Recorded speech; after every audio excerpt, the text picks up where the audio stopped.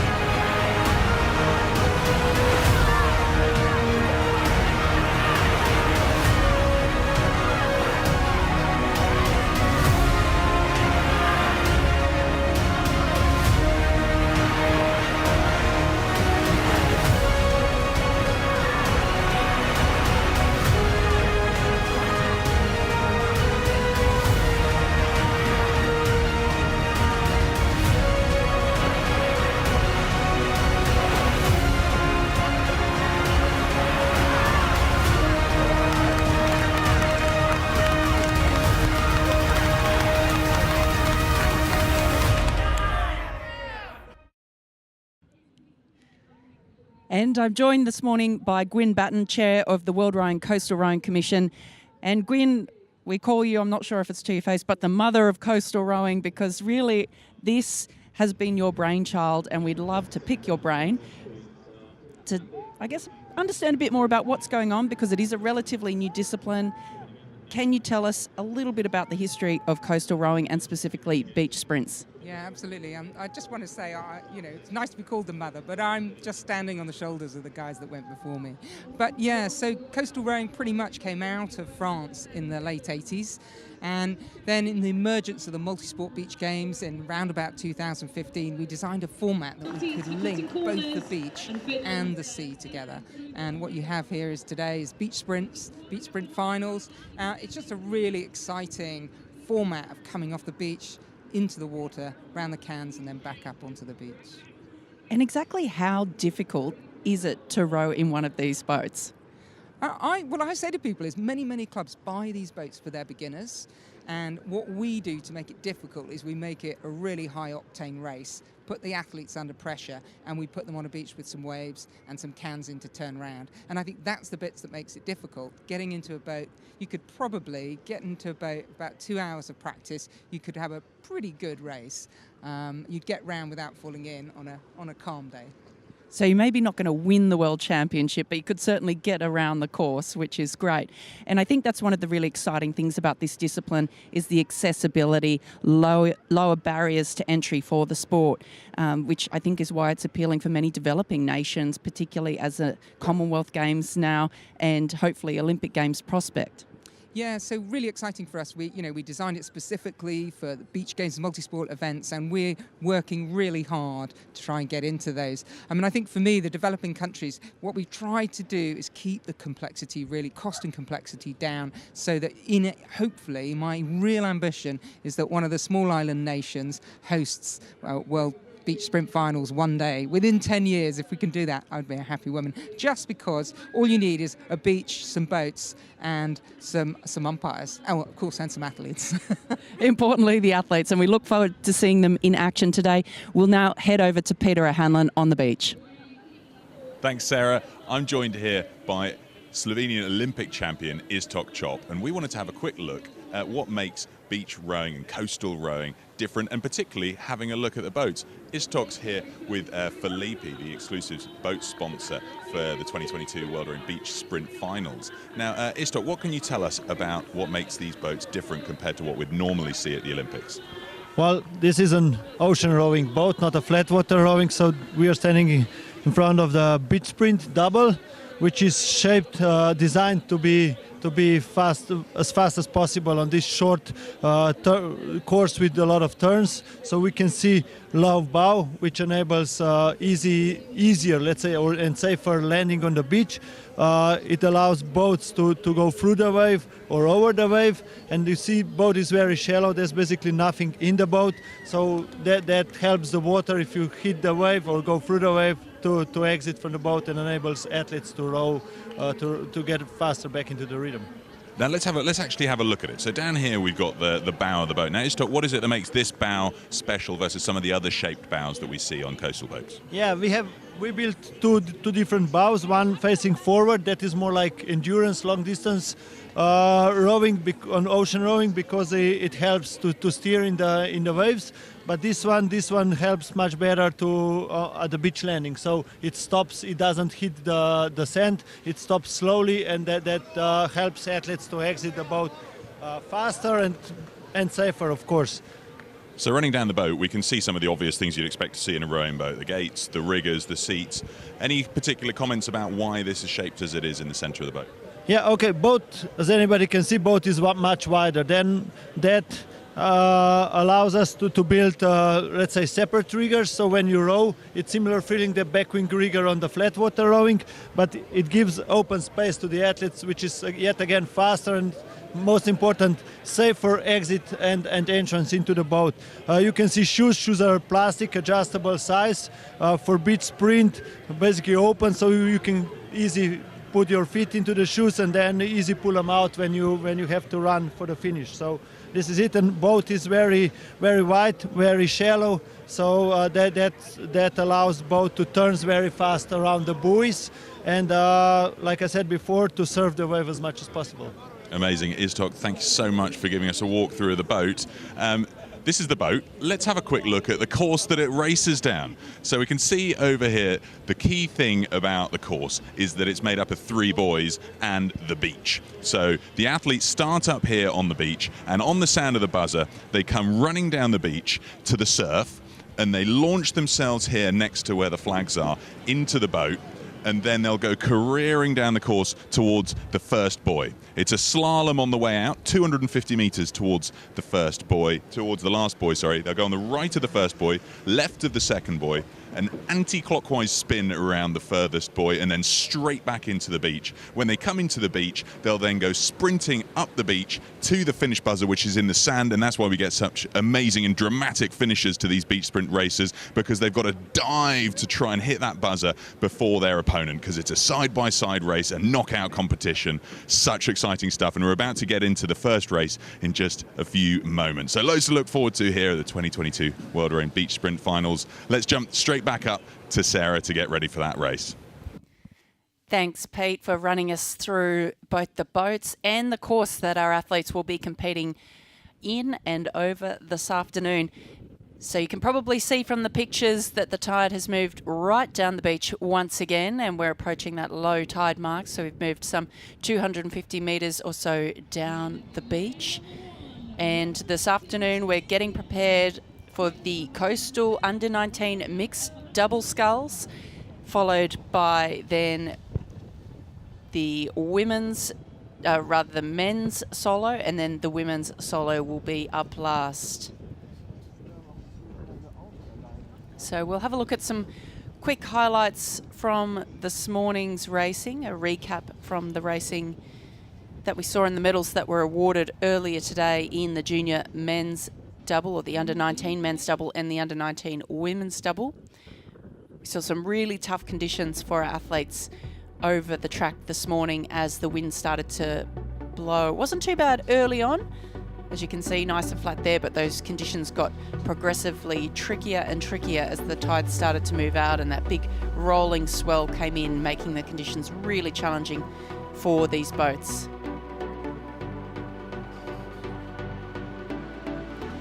see some shots there from yesterday.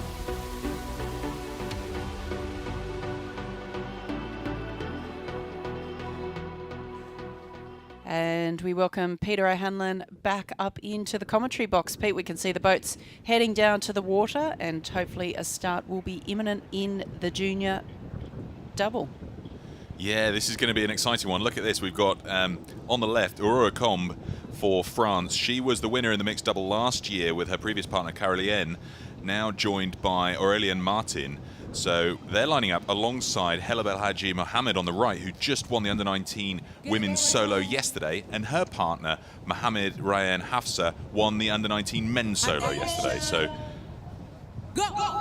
there we go. Many world champions already in this race, the only newcomer being Aurélien Martin.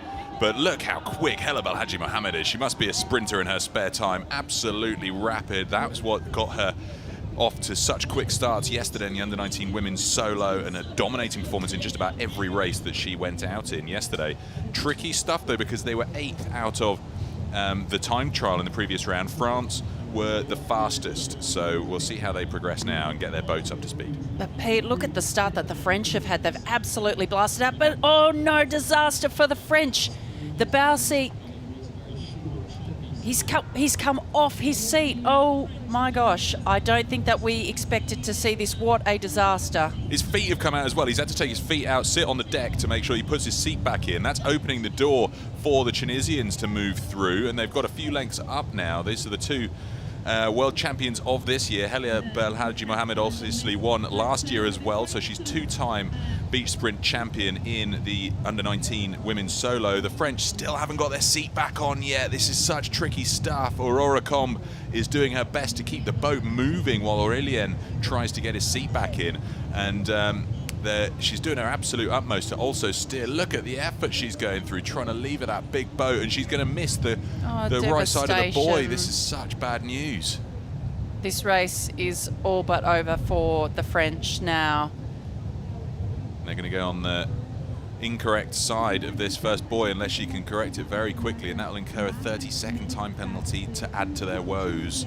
And it looks to me as though the Tunisians have taken the rate down. They're just aiming to get through this course safely now without too many mishaps.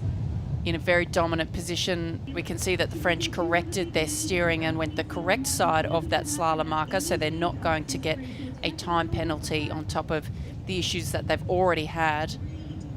Look at the big waves rolling in now. We're at low tide, tricky conditions. It really is.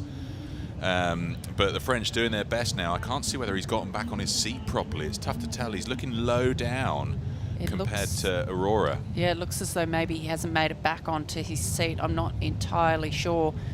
But the Tunisians, I mean, they'll be delighted with this. They would have thought that they were going to have an absolute hit out in this first round, which is obviously not ideal in terms of progression. Yeah, it's crazy. The French it's disaster. Another technical issue here. They're going to have to do their best. I think he's sitting on the deck of the boat rather than on his seat. So the Tunisians will just want a clean landing now, avoid any injuries, and just try and seal out a place into the semi-finals, where, of course, their chances of a medal is more than double going through to the semi-finals. They'll have at least 2 races left.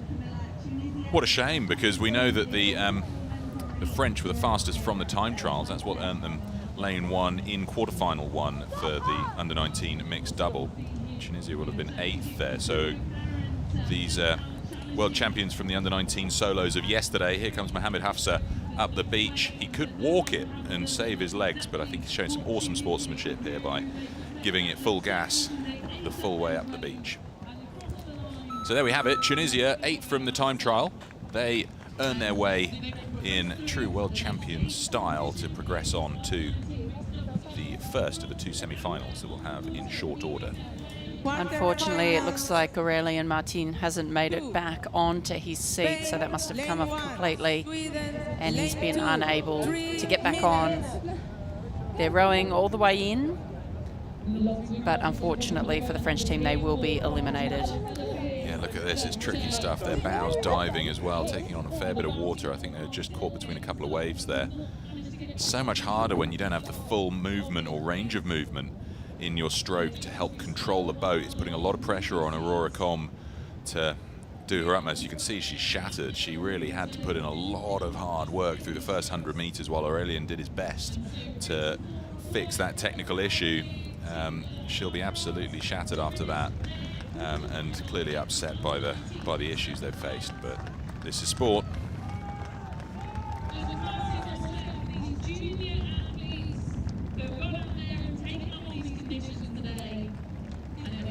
Really tough conditions out there. As we see the French team completing the course in quarterfinal 1, absolutely devastated. Inconsolable. I mean, your heart's got to go out to them. They put so much effort to get to this stage. The training, the hours of training they put in, they were the fastest from the time trial, so pressure was high, and then a technical mishap like a seat runner getting in the way in such an early stage. They were barely 50 meters into the water part of the course, and that's seen their hopes dashed now. But the Tunisians, Hella Belhaji Mohamed and Hafsa, will go through to the semis, where they'll face either Spain or Sweden. Spain and Sweden getting themselves ready on the starting line. Paula Blanca, Espinosa Linares, we saw racing in the under-19 women's double of this morning, where they took the World Championship title. So she's already a world champion today. She's doubled back up, straight back out there for the afternoon. Spot a lunch maybe and some recuperation on the legs, get that fatigue out. She's done 3 fast sprints of this morning, so she'll know what the conditions are like out there at least. So Paula Blanca, Espinosa Linares running down to join Manuel Vera Montesinos, and on the other side of the course we've got Marta Brun Carlsen running down to join Adam Wahlberg of Sweden. They both reached the boats at the same time. Let's see how they get started here. Fingers crossed they don't have any technical issues. Pretty clean entry there for the Swedes, as it has been for the Spanish. Up the top of your screen, you can see they've really, as we're used to seeing, the Spanish really are nailing those starts and getting out through that difficult wave break off the beach. They've got something about those starts. Clearly, whatever their practice technique is, drilling it back at home with their coaches pays off dividends here, because it's a rapid start for Espinosa Linares and Vera Montesinos. And it's a bit of a boat stopping wave just holding up the Swedes there, and another technical issue. It's off his seat. Quickly recovered though, thank goodness. Yeah, so I think maybe he just came off the seat as opposed to the seat coming off the track. And it's really easy to have happen with these waves, because they're such big waves and the boat bounces. It's quite easy to bounce off the seat, and then if you're moving quickly, it can then shoot out from underneath you. So it's understandable that this is happening. They look pretty level, so well recovered by Sweden there. They haven't let the Spaniards run away from them just yet. It's certainly very rocky conditions. You can see they're getting buffeted all over the place. Keeping a straight course and navigating the buoys has got to be the foremost concern on their minds. Coming up towards the turning point now. Let's see how the Swedish boat handles this turn. We know that the Spanish boat has been tackling very aggressively, but very cleanly as well. They've been drilling that turn. See how they handle this here. Really tricky conditions out there. I don't think they wanted to come that close to the turning point, but so tough to control the steering. Great turn there from the Spanish. They have just been so spot on with their boat handling skills. They're around the mark. They're heading away. The Swedes battling the conditions, doing a good job. But here are the Spanish. They're on a wave, but whoa, those waves are close together and it's almost impossible to get on them. The difficulty with these waves is that it's really propelling them into the wave ahead. The gap between them is just too tight, and you can see the Spanish really struggling now to get their boat speed back. And in fact, you almost want to, if you're on a wave in these conditions, I think just about stop rowing, because you don't want to get too much speed. You just bow nosing straight into the next one. And they've just been spun round. Look at this. They're perpendicular to their course. No. This could see Sweden take the victory. I don't believe it. They've spun more than 90 degrees round. They're having to correct dramatically, and Sweden are rowing through. This could see Sweden steal the win. Oh no! Oh no! And they've tipped Sweden have capsized. It's disaster for Sweden. And that's race over. Goodness me, that's the first capsize we've seen in the last 8 of any of the competitions we've had this weekend. As long as Spain can hold it together. Look at this, the Swedish fellow. We've got Adam Wahlberg swimming for the beach. Now that is true grit and determination. He's not far, he's up on his feet now. So the rules, it's a tricky exit for the Spaniard. So the rules do require you to ensure that your teammates or your crew and the equipment is safe before leaving to do the sprint. So he's obviously satisfied that his teammate has the boat, albeit upside down. The boat handlers are on the way as he's jumping out to sprint up the beach, but he's not going to get there before the Spanish. Goodness me, what a conclusion there. Sweden nearly had it, but these waves, the wavelength, just the wrong distance for the boats for you to be able to take advantage of any kind of surf speed to help you into the beach, because you're either half up or half down, and in this case, upside down. So tricky one there for Sweden, but a valiant effort from them both. Good to see that they obviously heads up out of the water. That's what we're all looking at, to make sure that they're safe and well. And that's what Adam Wahlberg for Sweden checked before making his way up the beach. But it's Spain that goes through. Manuel Vera Montesino and Paula Blanca Espinosa Linares. We'll see them race again against Tunisia in the first of the 2 semi-finals. Wow, what a conclusion there. I thought we'd seen it. I thought we'd seen all the technical difficulties from that Germany-Canada under-19 women's double race of this morning, but a capsize hadn't made it onto the list. We've had that now, but at least they're all safe and well. Boat handlers getting this out of the way, because the next race will be on the course shortly, where we're going to see Great Britain line up against Italy. Wow, very challenging conditions this afternoon, and we've just seen 2 epic races full of issues, but luckily everyone safe and okay and making it back into the beach. But our first capsize of the beach sprint finals there, with the Swedish boat going over. Incredibly challenging. It's scary stuff. These boats, the doubles, weigh 60 kilos, and when they tip over with the force of a wave behind them, it's scary stuff if you're caught on the underside of it. So good to see that neither of the athletes appear to be injured, so they've got to move the boat out of the way to allow the Great Britain boat to come in and take its place on this side of the course in lane 1. Lining up here then, we've got Oliver Robertson on the left, who'll run down to join Evelyn Pakul for Great Britain. And the runner for Italy, we've got Michelangelo Quaranta, I believe his sister Alessandra Quaranta, holding the boat. There's the sprint. Goodness me, that went off in quick order. Charles Cousins helping with the boat handling down on the British side of the equation. Italian getting there first. Very quick sprint.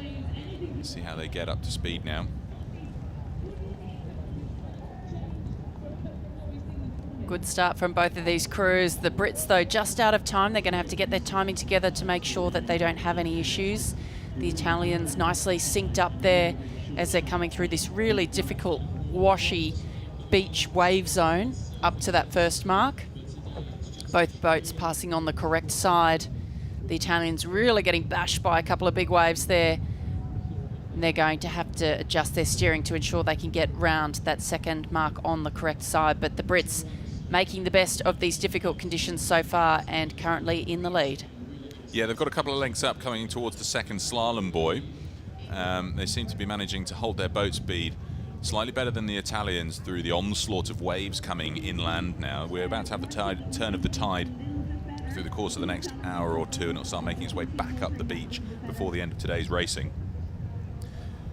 But it's a good start for Great Britain. We can't make any predictions at any point, it appears, through a coastals race, because so much can go wrong so quickly, and races can be lost in a matter of seconds.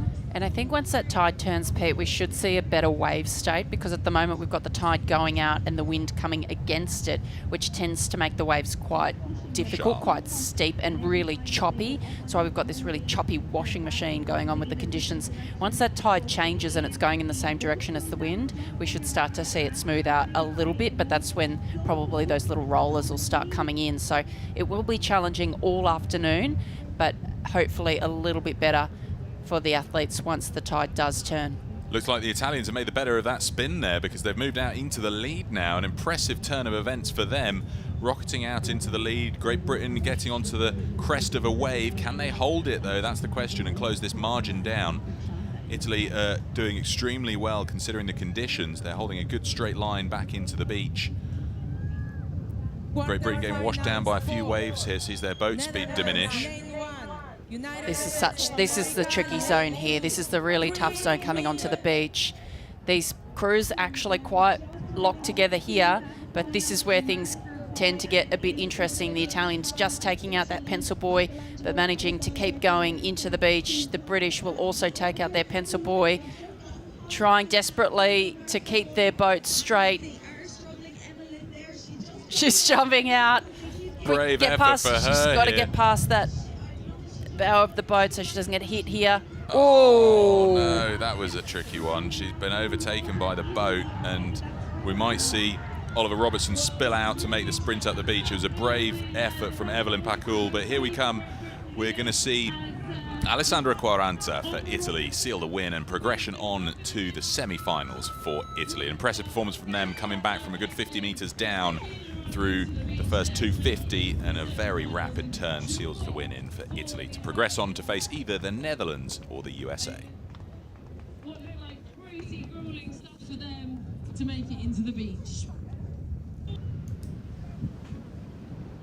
They're delighted by that performance. It was a very impressive turn, and they just managed to keep a stable boat on the way back, clearly trying to feel for the wavelength and hold a good balance between sitting in a trough or on the crest, which is where we see the upset of the boat spinning sideways, and then it's really tricky for them to get it right and recover without getting rowed through by the opposition. Bit of a recap here. You can see Great Britain out in front. Here's that spin now, though. Look how quickly Italy got round. They were a couple of lengths behind Great Britain, but it's just such a fast and effective spin. And we did talk this morning, Pete, about at what moment do you decide to jump in? And I think probably if it's at waist height, it's going to be a difficult job.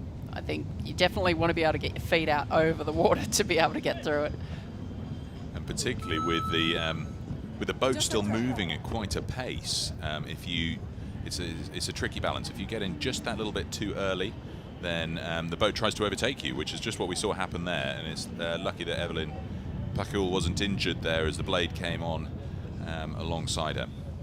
Last of the quarterfinals up next, though. We've got the Netherlands lining up against the USA. This is Britt Wadowicz of the USA, who'll run down to meet Brian O'Leary. And then we've got here Aniek van Bussum to run down and meet Beer Florijn.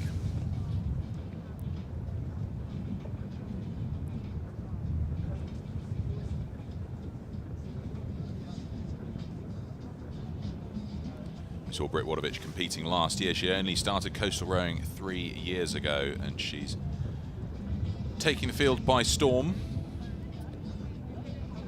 She lived in a Chesapeake-style lighthouse for 11 years, so no stranger to just about every possible coastal condition you can imagine.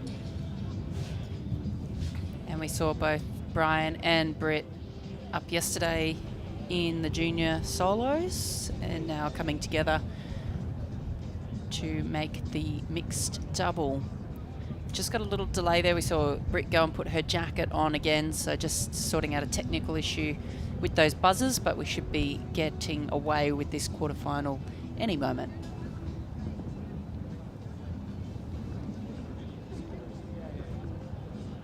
Yeah, it's a good combination from the Dutch as well. I think we saw Aniek van Bussum racing yesterday, and Beer Florijn, the youngest sibling to Caroline Florijn and Finn Florijn, who we saw racing in Rachitze at the World Rowing Championships for the Flatwater edition. So clearly Beer's decided to go down the coastal route, and good on him, because this, we hope, down the line will make it into the Olympic programme possibly in 2028, but at least the Commonwealth Games of 2026 and the Youth Olympic Games in 2026. So a big future for the beach sprint discipline. And we can't forget the World Beach Games in Bali next year, Pete. And this event, of course, is the qualification for that. So we're going to see the women's solo, the men's solo, and the mixed double at the World Beach Games on Jimbaran Bay in Bali. And we saw the first 6 boats qualify yesterday in the mixed double, and up later this afternoon, the top 6 places, I believe, will qualify in the men's and women's solos for the beach games. That's right. It's the A finalists, the B finalists, and the 2 fastest quarter finalists qualify their boats for the World Beach Games in Bali. So what we'll see when we get onto the men's solo and women's solo later on this afternoon is, even though they may be down, they're going to be absolutely gunning it for a fast time in the quarterfinals. Just in case they don't progress onto the semis, they may well be one of the fastest quarterfinalists and therefore qualify their boat for their nation to compete at the Beach Games in Bali next year. A great platform for rowing, extending out into the World Beach Games. It will be the first time that the beach variants of sport see our sport, rowing, joining them at the World Beach Games. So a great opportunity to showcase how World Rowing Beach Sprint Finals happen, and a lot of these athletes will be in the running to represent their nations next year in Indonesia. Last few moments before we hope to have the 4th quarterfinal underway, and we'll find out who will be facing the Quaranta siblings from Italy. And we just heard the 1 minute signal go, which means we should shortly see them taking their boats down to the water's edge and getting things ready for the sprint. Saw Britt Wadovich just wander back from the start line, put on an overcoat. So important that they stay warm. The last thing you want is to cramp up in between races. But Sarah, I heard recently that bananas are really good for cramp. And do you know why? Potassium? Yeah, and monkeys don't get cramp, so eat lots of bananas, and I did not know that you about won't get monkeys.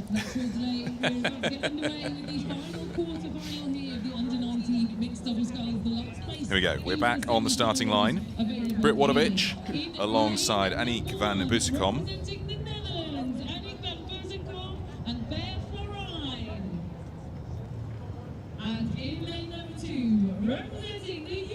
Boat manufacturers will be getting a little bit. Well, Felipe will get a little bit worried that they're going to run out of boats with the flipping and turning and twisting and hammering that they've been getting in this surf.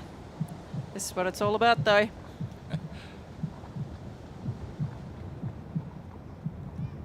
We're moments away here from the start. There we go. Well done, those two. Looking up at the umpire, that's where they should be looking. No point looking down the course because they can go at the drop of the flag. If there's any delay on that buzzer, then that would only impinge their start. So Britt Wadovich making it down to the American boat, joining Brian O'Leary. Great start there from Britt Wadovich. She was straight off, and they're in the boat and they're away. Pretty good start from both of these crews. Great shot there of the boat handlers, and we know the important role they play both in terms of helping the athletes get into the boats, holding the boats in position at the start and the finish of the race, and also importantly helping to steer their crews down the track. So they use their arm signals, a bit like, I guess, someone guiding an aeroplane in, holding their hands up and guiding the athletes, because of course the athletes are going backwards and looking back towards the beach. USA have made the best of this start. They're about 3 lengths up on the Netherlands at this stage, and that's what you'd expect. Brian O'Leary in the bow seat. He got silver medal in Oeiras last year at the Beach Sprint Finals in this under-19 category. He did that in the he won silver in the under-19 mixed double, and then he was a quarter-finalist in the under-19 solo event last year. So now, tricky circumstances here. They've lost all their boat speed. Yeah, tough waves here that these crews are up against. The Dutch were actually 3rd in the time trial and the USA was 6th. So a real turnaround of the result here, with the USA handling and I think making the better of these really tough conditions. Here we go, coming out to the turning point. USA going to get there first. And Brian O'Leary having a quick peek over. They need to make sure they judge the turning point absolutely perfectly. They're passing the buoy now. They don't want to go too wide, but also that's the safe route. I suppose when you've got a bit of an advantage, you probably want to take the safer route rather than risk it all by having a boat stopping incident on the buoy.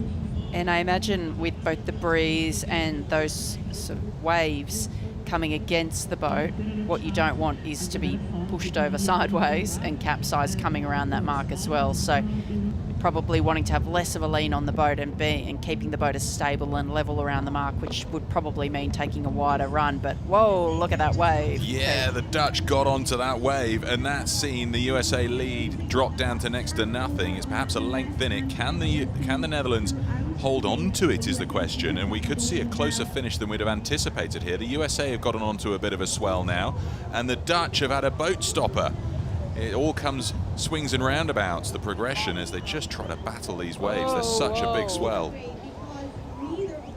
USA swashed out a bit there. Really tough conditions. You can see them getting really pushed around here by the water. So the USA opting for a bit of a safer route. They're not rowing down the waves, which I think is actually the safer course of action. You can see the Dutch, they're on the wave, but they're keeping rowing, and then their bow is ploughing into the wave in front. So I think what the USA did, although it was a little rolly there, was actually the safer path to take. Yeah, Brian O'Leary getting out, a little bit of a stumble, but he's well up the beach, and this is going to seal the USA's progression on to face Italy in the semi-final. What a performance from Brian O'Leary, and standing a good chance of repeating, if not bettering, his performance of last year at the 2021 World Rowing Beach Sprint Finals, where they got silver. Great performance and effort from Beer Florijn of the Netherlands, but that sees the Netherlands drop out now after the quarters. Great effort from them nonetheless. And we'll see the USA progress on.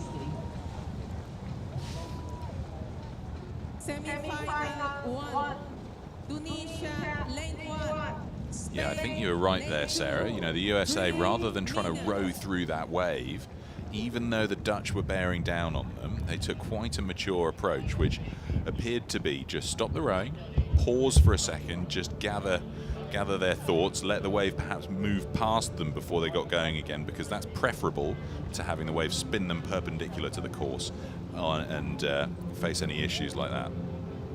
Whoa, look at the Dutch. They nearly went in there, didn't they? Yeah, that's the worst circumstance, isn't it? When you're tipped by the wave and then your blades go parallel to the boat. So they're not sticking out anymore, because that's what gives you the stability from tipping in. You want to keep your blades out there, not handle behind your back.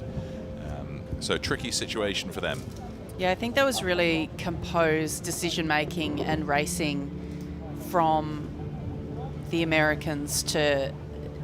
It's hard because in that moment where you've got the wave and you're riding it in and your boat speed's gathering, you think, oh yeah, let's go, let's see how fast we can take it. But it's actually not what you want to do. And we've seen that wreaking havoc on boats. They get on a wave, but then they build up too much speed, plough into the wave ahead, and that's when they come to a dead halt, and that's when it starts to get tricky. So I think really composed racing as we move to Camilla on the beach.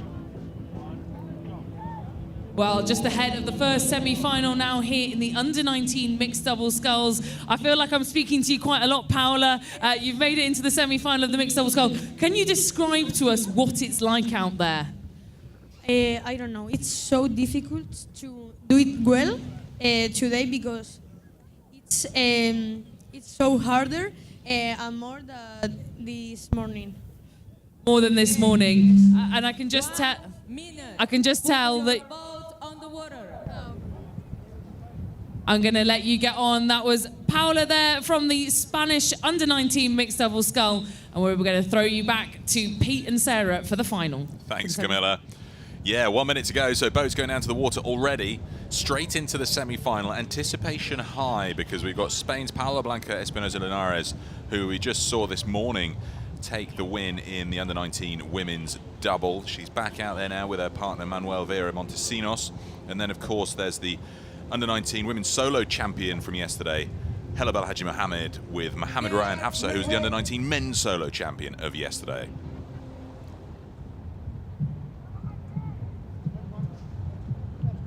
Attention, go!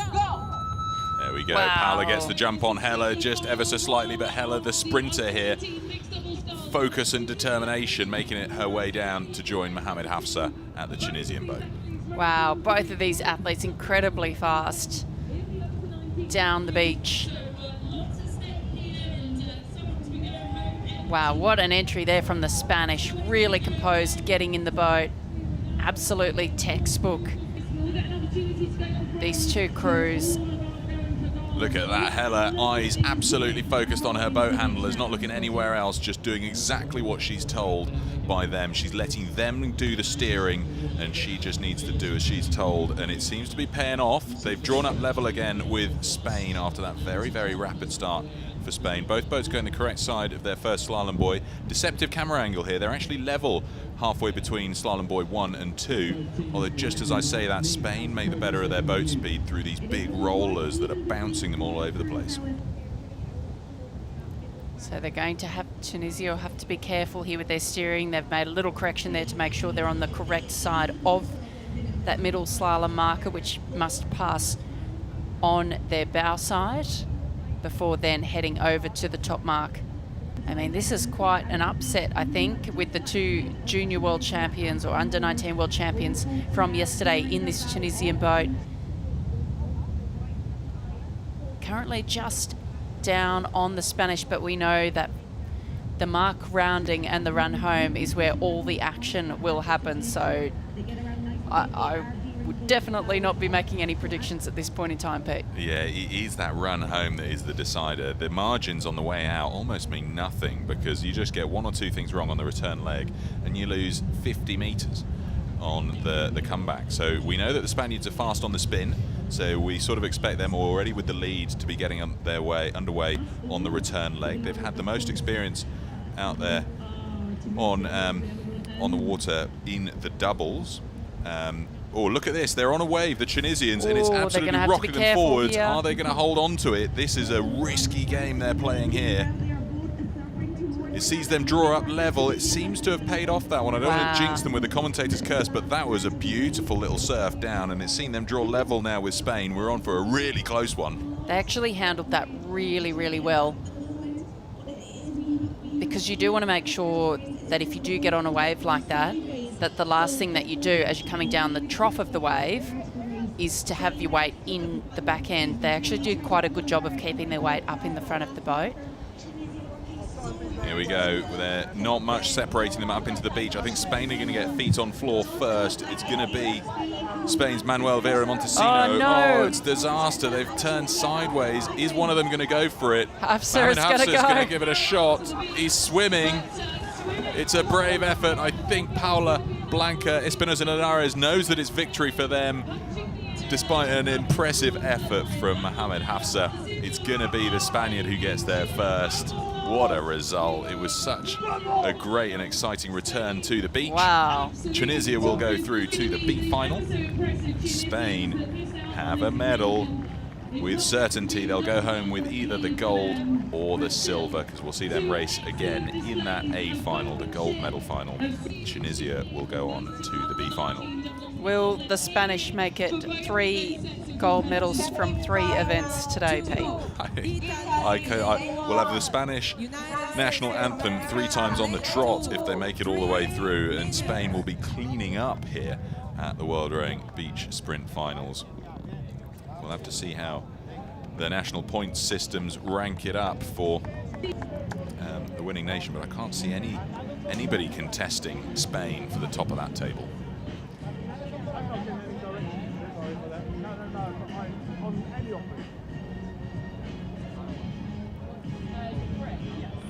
Well, the Tunisians find themselves in the B final. They've still got a shot at the bronze. But we're going to jump over for a quick chat with Camilla. Very exciting semi-final. We've got the next lineup here, Italy versus the USA. I'm here with Michelangelo Quaranta. Having just seen what you've just seen, are there any preparations that you're making ready to go out there? A lot of preparation during the summer and hard work. One of the best train for coastal rowing is powerlifting and exiting the boat. Exiting the boat, we've seen that is so important in these conditions. And Britt from the USA, what is it that you're enjoying about being out there on the water? I love the conditions. They're definitely challenging, but super fun to race in.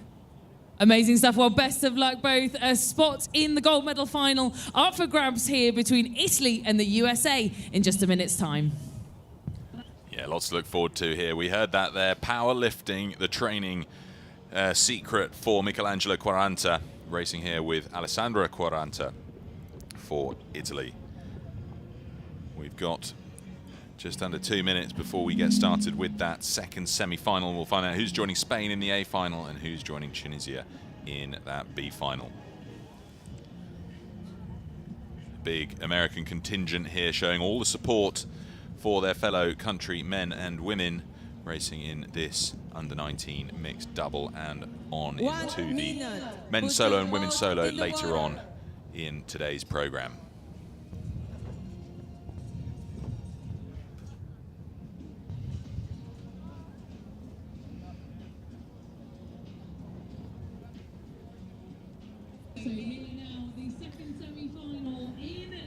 And the boats are going into the water for the second semi-final of the under-19 mixed double scull. Italy, USA, who will progress through to face Spain in the final.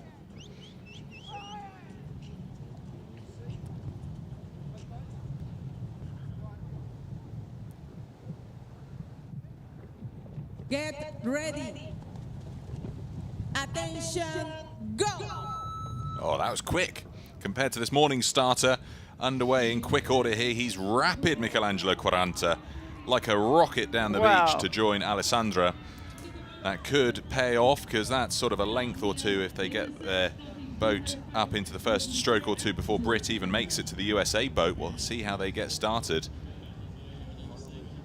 Great start there from the Italians. But it's the USA who's going to make it to Slalom Boy 1 first. See how they hold it together. They've got to go down to the right-hand side of this first Slalom Boy.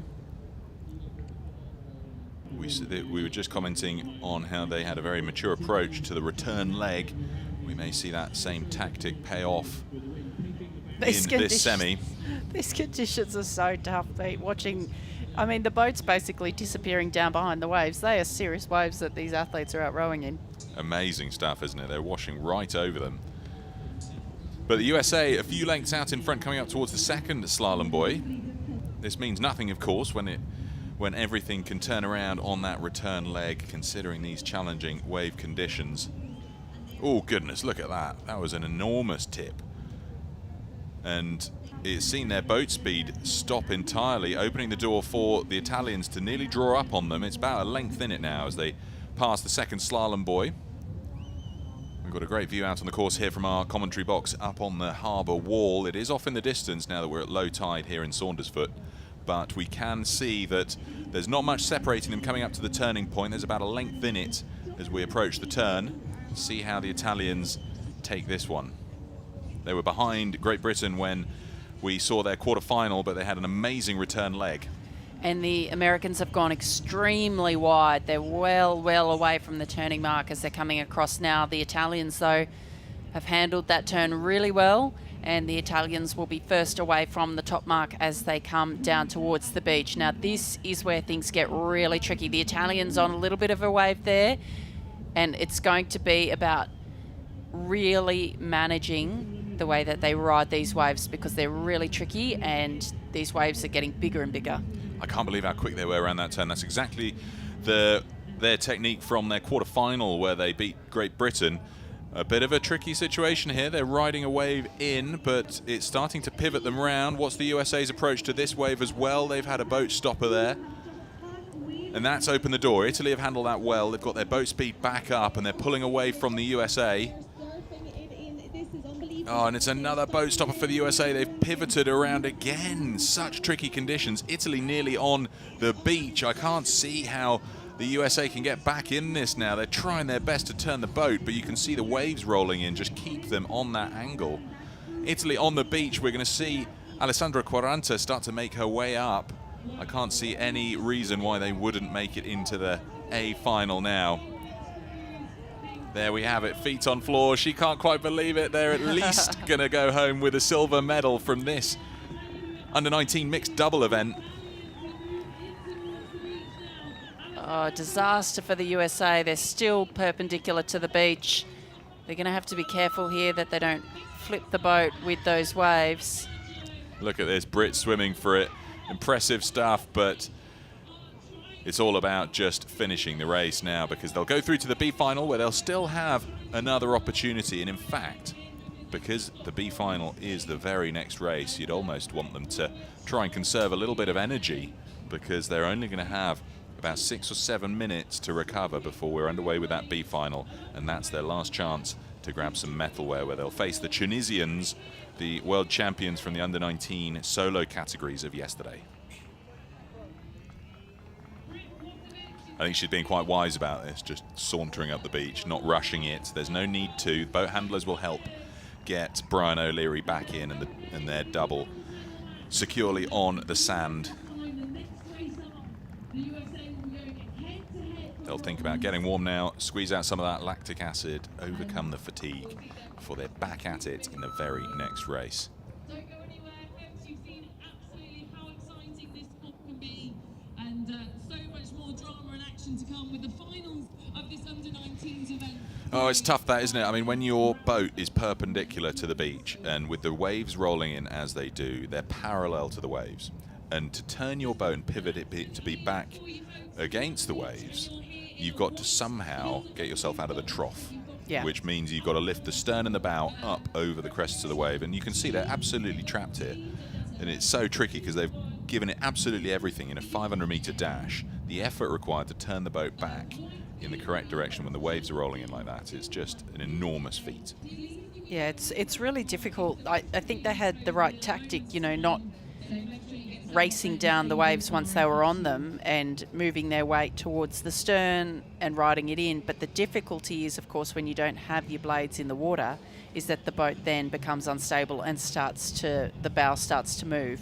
Once the bow starts to move, as soon as you start going in one direction, the power of the waves just forces the boat around and then perpendicular to the beach. And that's, of course, when you're in a really tough position. So incredibly difficult conditions. These young athletes doing a remarkable job given how difficult those conditions are, with both the wind and the waves pumping in onto the beach. Well, we're going to have a few minutes of calm. I say calm because it's not quite a storm out there, but you can see the wind is pretty dramatic, and we've got 6 or 7 minutes until that next race, the B final, gets started, and we'll find out which crew will go home bronze medalists in the under-19 mixed double category. So while we wait for that B final to get ready, we'll leave you with some beautiful scenes of the beach in Saundersfoot.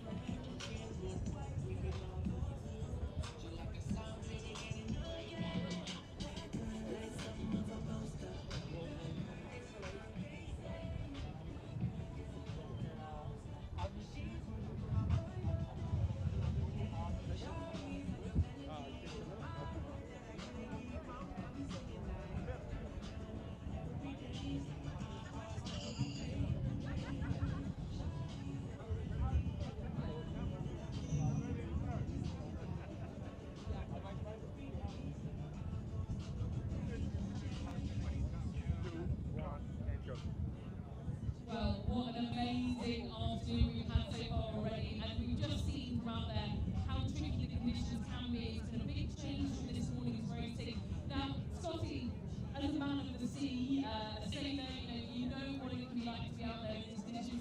What is it that's causing what we've got out there today? Well, we've got a huge amount of wind blowing across the tide that's still going out, and the two factors combined just make for a very short, sharp sea state. It's not really the size of the waves that count, it's how steep they are and how close together they are. And right now we've got really steep waves that are very close together. And just, looking at what some of the crews are doing out there, what advice would you give to those that are, about to head out there into these conditions?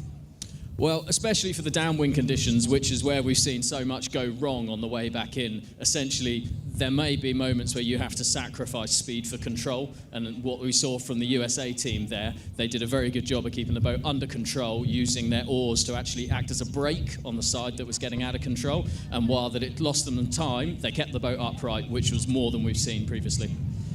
And is there anything else, that we can expect? We've got another couple of hours left of racing, right? Are we expecting any further changes in the conditions? No, I think what we've got now is probably what we'll continue to have for the rest of the afternoon. It may well be that when the tide stops going out and starts to come back in, it flattens slightly, so we might lose some of the worst of the chop. But in terms of the wind, the conditions they've got going out to sea, having to keep their bows pointed dead into that wind so they don't get blown sideways, that will remain the same. And what's been your favourite moment of this afternoon's racing so far? I think it's just been seeing how these teams are handling these conditions that we've got right now, the much windier, much wavier conditions, especially those that haven't rode in that sort of thing before. So it'll be a true baptism of fire for them. Well, there you go. That's what we've had this morning, what we've got to look forward to this afternoon. Next up, we have got the solos to come, both the men's and the women's solos. Tunisia, lane 1. United States of America, lane 2. 3 minutes.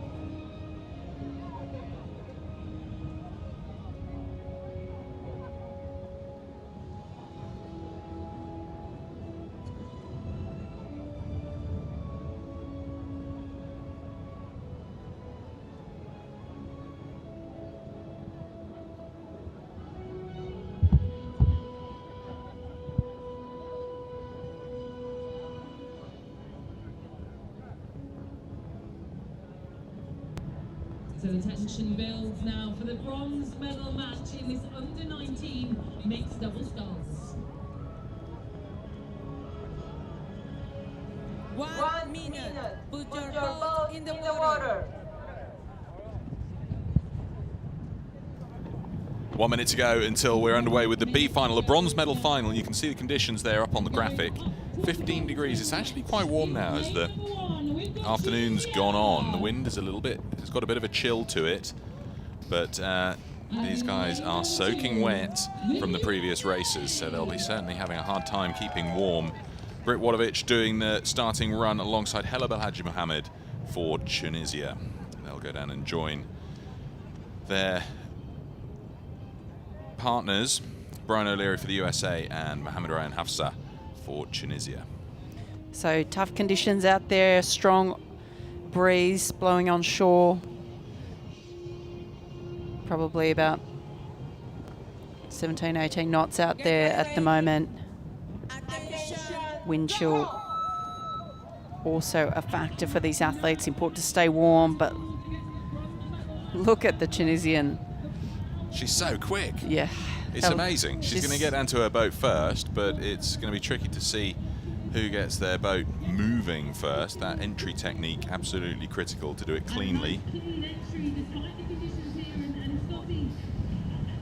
Great trust from the Tunisians on their boat handlers. We saw that in the previous round. Hela just focusing in on what their boat handlers are telling them to do. The Americans are going to reach the slalom buoy first, but not by much. There's less than a length in it. And we heard from Britt Wadovich before in an athlete interview a little while ago saying that she loves these conditions, really tough, but loves them. And that's the thing. The coastal rowers love these conditions because this is what they're used to and this is what they like competing in. This isn't flat water, this is beach sprint, and this is coastal rowing. And tough conditions, but so much fun being out there. So much fun. The Americans taking advantage now. They're just about a length up, just over a length up, coming up towards the second slalom buoy. Tricky to build any real boat speed into this onslaught of waves. They're heading directly into a headwind, and it doesn't get any easier on the return leg. It's perhaps easier on this outbound leg. We see less technical issue other than seats. You know, technical issue by that I mean waves impacting where they're heading. The Americans took their last turning point very wide. I wonder if they'll do the same on this occasion. You can see the Tunisian boat handlers there in perfect unison flagging the crew. But once again, the Americans coming quite wide of this top mark. They obviously have a tactic. They did this last time as well, although I think it cost them a little bit of time around the top. So the Tunisians coming in a lot closer to that mark, and I think they're going to be first around and heading back down to the beach. Here we go then. Tricky technical skill requirement to handle these challenging waves. We were hearing from James Scott earlier, one of our commentary team who's an ocean yachts master. He's rowed around Great Britain, so if anybody's familiar with the ocean sea states that you can experience offshore on Great Britain, it is him. Look at this, the bow of the American boat absolutely buried in that wave. There's not much separating these two. I think the Tunisians, a couple of legs ahead, it's disaster. Oh no, they've spun round. Can they recover it?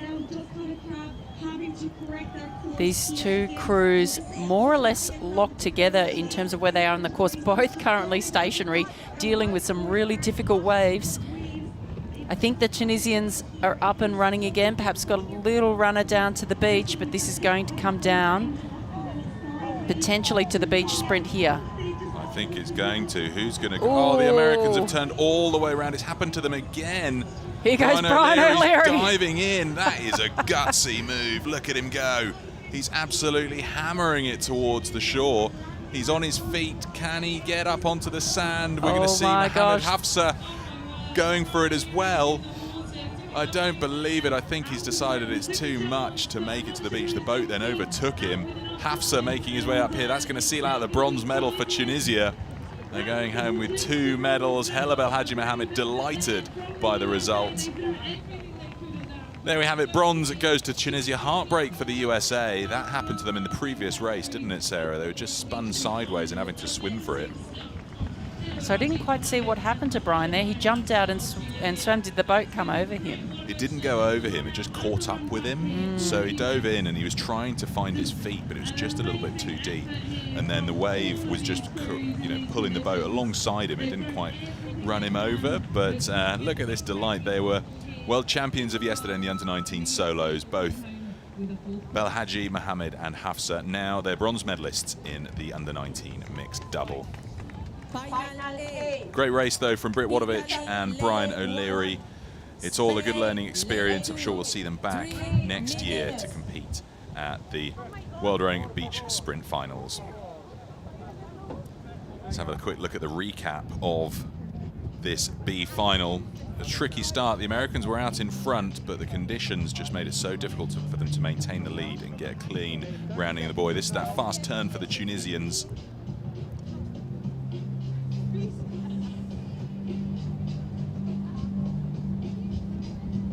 Look at this, it nearly scuppered them there, but they managed to hold on and fight against the waves' efforts to turn them around. This was the Americans' misfortune, being spun perpendicular to the beach. You could see Brian O'Leary, all the cogs turning in his head. Do I go for it now? Should I just jump in? Can we correct this? I think he probably made the right call, but let's hear from Camilla again. Under-19 mixed double sculls, Italy and Spain. Michelangelo, despite being absolutely freezing, you've still got a smile on your face. How do you do it? Yeah, I'm happy, but we'll see later the results. And Paola, same for you. Can you go back out there and do it one more time to get the gold? Well, I expected to do it well, because in the semi-final, I think we take a good wave. So I think that this final it will be good. Amazing. Well, both of you, the best of luck. Get out there and get warm. We're really looking forward to this gold medal final here in the under-19 mixed double sculls. That'll be up shortly. They'll just be getting the boats ready, and we'll find out who's going to take home the gold medal for the under-19 mixed doubles. Tensions high. We could see Paula Blanca Espinosa Linares win herself 2 gold medals in the space of half a day. Competitors, please remember, you cannot leave your boat and dive. You have to make sure that your Strict crew instruction is coming in safe. from the umpire. You're not allowed to leave your boat and dive into the water. to make your way back in. So as we spoke about earlier, the rules require you to ensure that both your crew and your boat are safe. So you can't actually dive out and leave your boat and your crewmate floating out in the ocean. You have to ensure that they are in safely before you commence the beach sprint. And in lane number 2, Spain. Here we go, they're desperate to warm up.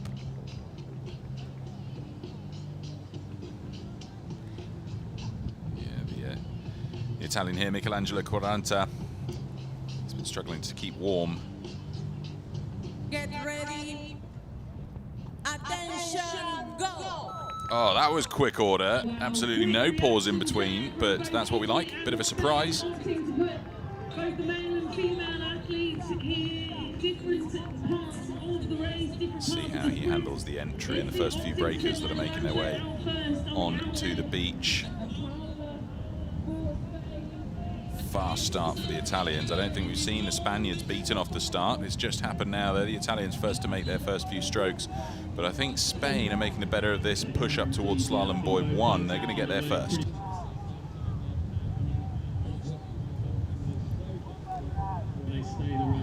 Oh, important to keep the momentum going in these strong waves that are coming forward. I know when I've spoken to the surf boat rowers, which is obviously a slightly different coastal discipline as part of surf life saving, the advice that I was given was to make sure when you're hitting a wave that you get your blade in and are propelling yourself over the wave forward. So you don't want to find yourself in the recovery or with your blade out of the water when that wave hits. Oh, some real bouncy stuff out there. They're absolutely jumping left, right and centre as they make their way up there, level passing the first Slalom Boy. Bit of an upset to the stroke for the Italians because they hit it. That's not necessarily an issue. But they're having to correct dramatically now. Look at this. They're having to go right over to get back on towards the turning point. I think some of the waves just pushed them over towards lane 1.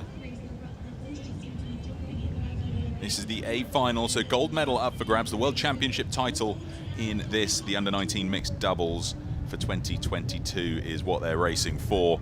Coming up to the turning point, the Italians were rapid in the previous round. Let's see how they handle this here. So we've seen the Spanish take the World Championship this morning in the under-19 men's double and in the under-19 women's double. Are they going to make it 3 from 3 in these junior doubles? That would be unbelievable, wouldn't it? But now they've got the trickiest part of the course. It's the return leg. The waves wreaking havoc for them. And there's not much separating them. Oh, tricky moment for the Spaniards. They're bow diving in. I can see that they've been pushed a little bit off course. Are they recovering? Oh, no. Yeah, that sees them spinning all the way around. They've just about returned big wave gathering under them. The right direction. Italy making the best of their heading. Oh, we're in for a quick one here. This is going to be...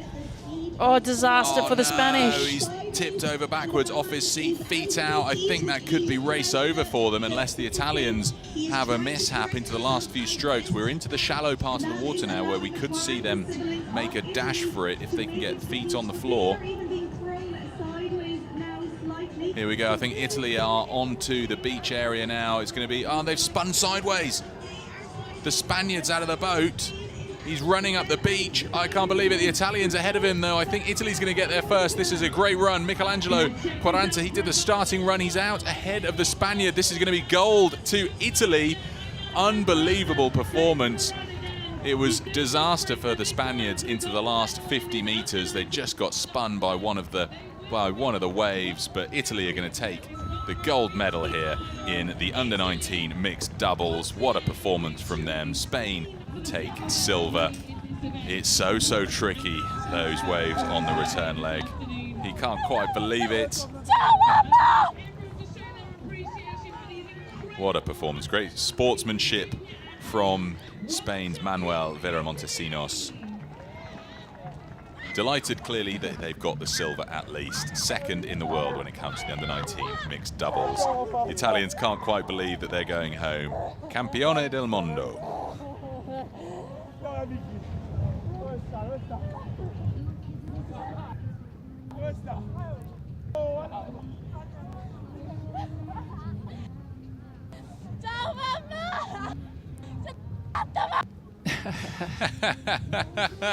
We didn't quite hear what she said, but I'm sure it went along the lines of, I can't believe it, we did it. Let's have a look at the recap then of that A final for the under-19 mixed doubles. Pretty level stuff on the way out. I reckon the Spaniards had the slightly faster turn, but the Italians just had a more consistent management of those tricky wave conditions on the return leg. Well, and I don't think we saw that on the footage before, the Spanish getting a bit tangled up with that top mark, but then they both had mishaps and were relatively locked together as both boats went perpendicular. Oh my goodness. Oh wow, that could have been headfirst into that rigger then.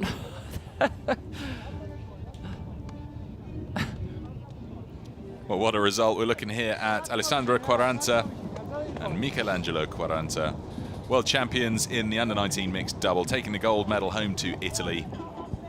Spain still pleased because they've got the silver. Esteban Zamorano on the left of that picture, just recently elected to the Athletes Commission for the coastal discipline of our sport of rowing. She was elected by her fellow athletes to represent them and represent the coastal discipline on that Athletes Commission, where they bring the voice of the athlete to the world rowing committees, councils and management groups that determine the future and management tactics of our sport. Important stuff to make sure that that voice is heard so that it can evolve in an athlete-centric way. We're already looking to the quarterfinals now for the men's solo. 4 quarterfinals lining up first. We've got Chris Back for the USA alongside Giovanni Ficra of Italy.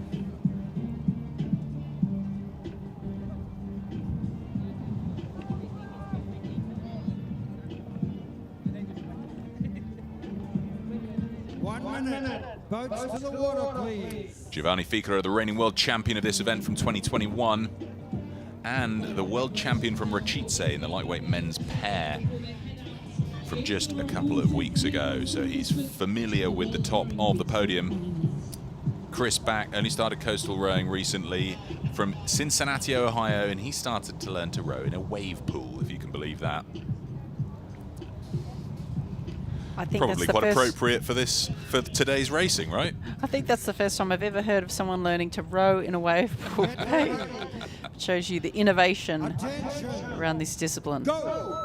Well, we'll find out now whether it pays off, because there's some pretty big waves to handle out there right now. But look at Ficra go.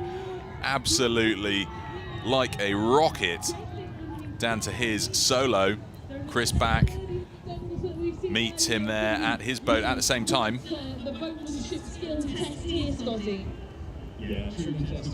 Right, this is all about the first few strokes, getting that boat speed up and see how they handle these tricky conditions.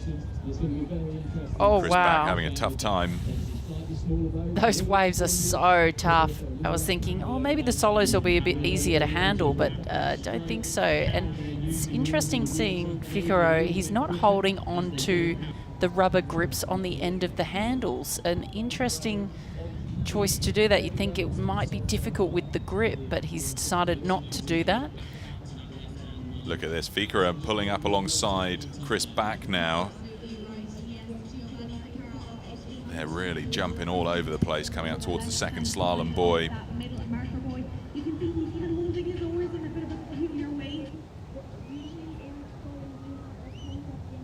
Yeah, that is interesting. Perhaps he feels it gives him more control over the oar handles, or over the oars generally, holding that a little bit further out. It makes it harder for him because the gearing is essentially harder if you're holding it closer to the gates. You've got more leverage if you hold it closer towards the handles, as we're seeing Chris Back do here. And he's pulled out to a bit of a lead coming up towards the turning point. There's about a length in it. We'll see how they handle the turn, where they've got to pivot into the waves, which are coming on a slight angle, a slight diagonal angle on towards the beach. So this is going to be the tricky bit in the solos, getting around these marks without coming onto them and without having the waves flip the boat over on you. So, oh, it looks like Figaro is stuck on that mark. Oh, that's disaster for him. That sees Chris Back pull away a few lengths up. It looks like they're level based on this camera angle, but I think Chris Back's out in front by a little bit. Fika now getting thrown all over the place by the wave, struggling to keep it straight. Chris Back, less of an issue with that. They're both really struggling though. These boats, you can see, as we've spoken about, they are made for turning, and they're really struggling to stay straight on these waves. Fika is on to a bit of a swell here, and he's rocketing past Chris Back now. I think he's pulling out into the lead. He's the reigning world champion from this event of last year, but he wasn't the fastest when it came to the time trials. So he's clearly struggled a little bit when it comes to this water here in Saundersfoot. The Italian was 14th in the time trial. Chris Back was first. So, oh no, he's pivoted sideways. I think this is going to be him out. Chris Back's on the beach. He's pleased with that performance, and we'll see him the fastest from the time trials. And he was perhaps not necessarily the favourite in this race, despite the previous performances. Nobody wants to underestimate Giovanni Fika, but Chris Back will knock out Fika and earn his way through to the semi. And he turns back to cheering his competitor, Giovanni Fika, who handles the final few. Well, a valiant performance from Giovanni Fika of Italy. He was top of the world from Recife in the lightweight men's pair. World champion last year, but he accedes that place at least to Chris Back for the moment, who progresses on to the first of the semi-finals, where he'll face either Joel Naukarinen or Aubrey Oldham in the semi-final. We'll find out which one based on the second quarter-final. Look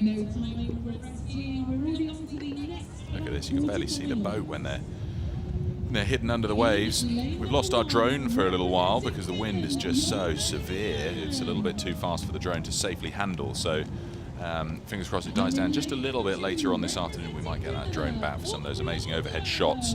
Great world rowing production we're seeing here, and some amazing footage from the beach in Saundersfoot. Get ready. Attention. Go! There we go. Oh, they paused for a second. Nobody's sure how long that pause is going to be. Aubrey Oldham against Joel Naukarinen. Canada against Finland. Our Toronto firefighter, Aubrey Oldham, against the famous Finnish rower, Joel Naukarinen. So we'll see how they get underway now.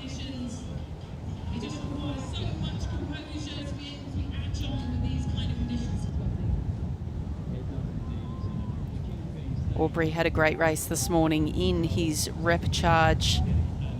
We saw some fantastically close racing in the repecharges, even to get through to this round of 16. Sorry, quarterfinals rather. We've already come through the round of 16. Aubrey out in front. He's got perhaps 2 lengths, dealing with some really tricky conditions out there. He's our Torontonian firefighter who had COVID earlier this year. A really bad case of COVID, actually. He had some serious breathing issues through the summer. And he's also a new father, so he's had all sorts of challenges, and congratulations to Aubrey. He's a new father earlier this summer. He's managed to make it over to Saundersfoot to race in these World Championships for the beach sprint finals.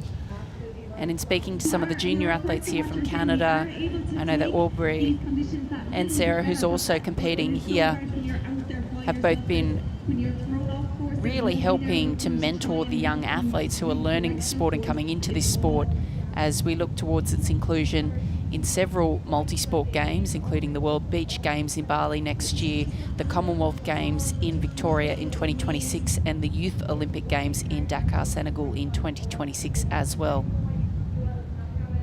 Coming up to the turning point, Aubrey's going to get there first, ahead of Naukarinen.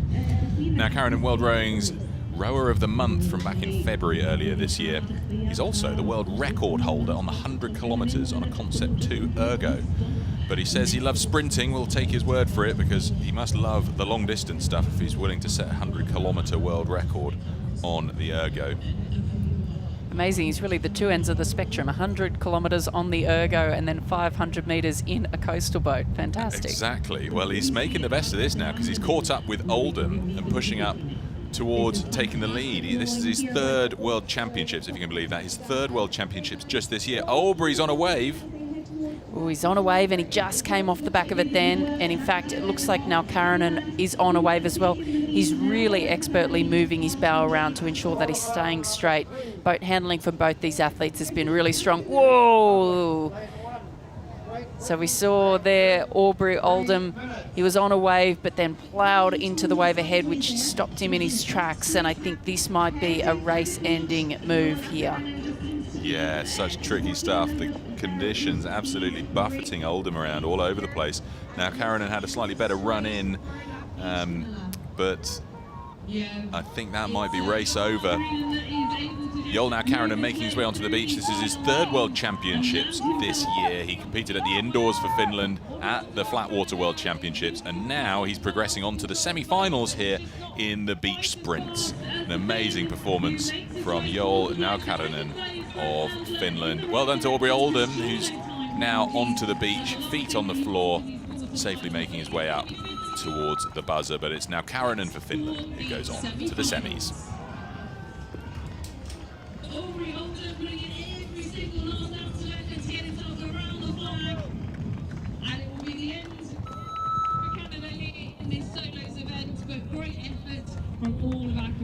That's the first two semi-finalists known. The USA's Chris Back will race against Yol now Karanen of Finland in semi-final 1. On the other side of the tournament bracket, we'll find out who's in the second semi-final. Because coming up, we've got Gregor Hall for Great Britain racing against Ales Suski for the Czech Republic in the third quarter-final. And we'll find Ben Mason of New Zealand against Mohamed Tayeb of Tunisia in the fourth quarter-final.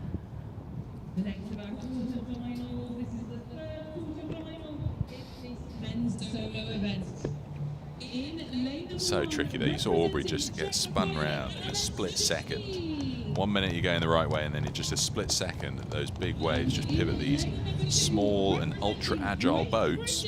That agility is what you're compensating for. You want the agility for quickly navigating through the buoys and the turning point, but it's what puts you at the mercy of the waves on the return leg.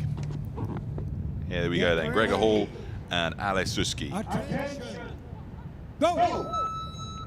Here we go, making their way down to the beach. The beach still getting longer and longer. It's quite a sprint they've got here now. It's like nearly 150 meters they've got to make their way down to the boats, and they're pretty much on top of the first slalom buoy because the tide's still retreating down the beach here in Saundersfoot. An enormous tidal range, but if you can do beach sprint rowing here, and the second largest tidal range in the world, you can do it anywhere. Gregor Hall, the first few strokes have gone well. Oh, it looks like a disaster for Suski. His blade came out of the gate. Can you believe it? He's having to put it back in, and he's going to have to start all over again. Boat handler's trying to give him a quick shove. Seen him lose 3 lengths perhaps, so not race ending at least. But oh, Pete, would you ever forgive your boat handler for not doing your gate up? Honestly, schoolboy errors, if ever there was one in rowing. And now his seat. Ah, disaster. Oh, really, really difficult conditions to lose speed in as well, because it takes so long to build that boat speed up. It's going to be a real task for Ales Suski to get back into this race. Gregor Hall from Great Britain now at the second slalom marker. For those aren't familiar with rowing, in a scull or at all, the gates have a little lever on the top with a screw down bolt. You put the blade through the gate, you screw down that bolt, and it means that the oar isn't going to leap out of the gate or that cuff that holds it there, so that you, particularly in these conditions, can row cleanly. I think we've all got a story of once doing a full rowing outing, not having done your gate up, and then realised, oh, I hadn't done the gate up for that entire outing. But on flat water, that's possible. But in these conditions, you don't have your gate done up, and you're almost certain to lose your oar. In fact, we saw that happen to Ben Mason and Emma Twigg in the Coastal Champs last weekend when they were in the mixed double, and Ben managed to put his oar back in and continue racing in that race. But we'll see Ben up in the next quarterfinal and Emma, of course, in the next event. But we can see here a very handy lead now to Gregor Hall. Difficult conditions, but he's certainly having a pretty good run. He's on a little bit of a wave there and struggling to keep his boat straight on it. The important thing for him will be just to manage that risk and come in as safely and as cleanly as he can, knowing that he's really not under pressure from his opposition, Ales Suski from the Czech Republic. Yeah, last 100 metres or so for Gregor Hall before he makes landfall. keeping straight has got to be the focus, less so on necessarily any effort, because he'll be thinking about conserving energy for the latter rounds of competition. This is his first race in this last eight meaning the last 8 competitors in the boat category as we go through the quarterfinals. He'll have at least 2 more to come as he goes through to the semi and then the final, whether it be A final or B final. There we go, good clean exit. Gregor Hall progresses on to the second semi-final, and he'll face either New Zealand's Ben Mason or Tunisia's Mohamed Tayeb. Just a light jog up the beach, conserving that energy, very wise indeed. Let's have a look back then at Aleszewski, who's coming into the beach for the Czech Republic. He won't progress on from this stage, but a valiant effort to have kept going, having lost his blade, seat coming off. Those 2 technical issues, I think, are what has sealed his fate in this quarter.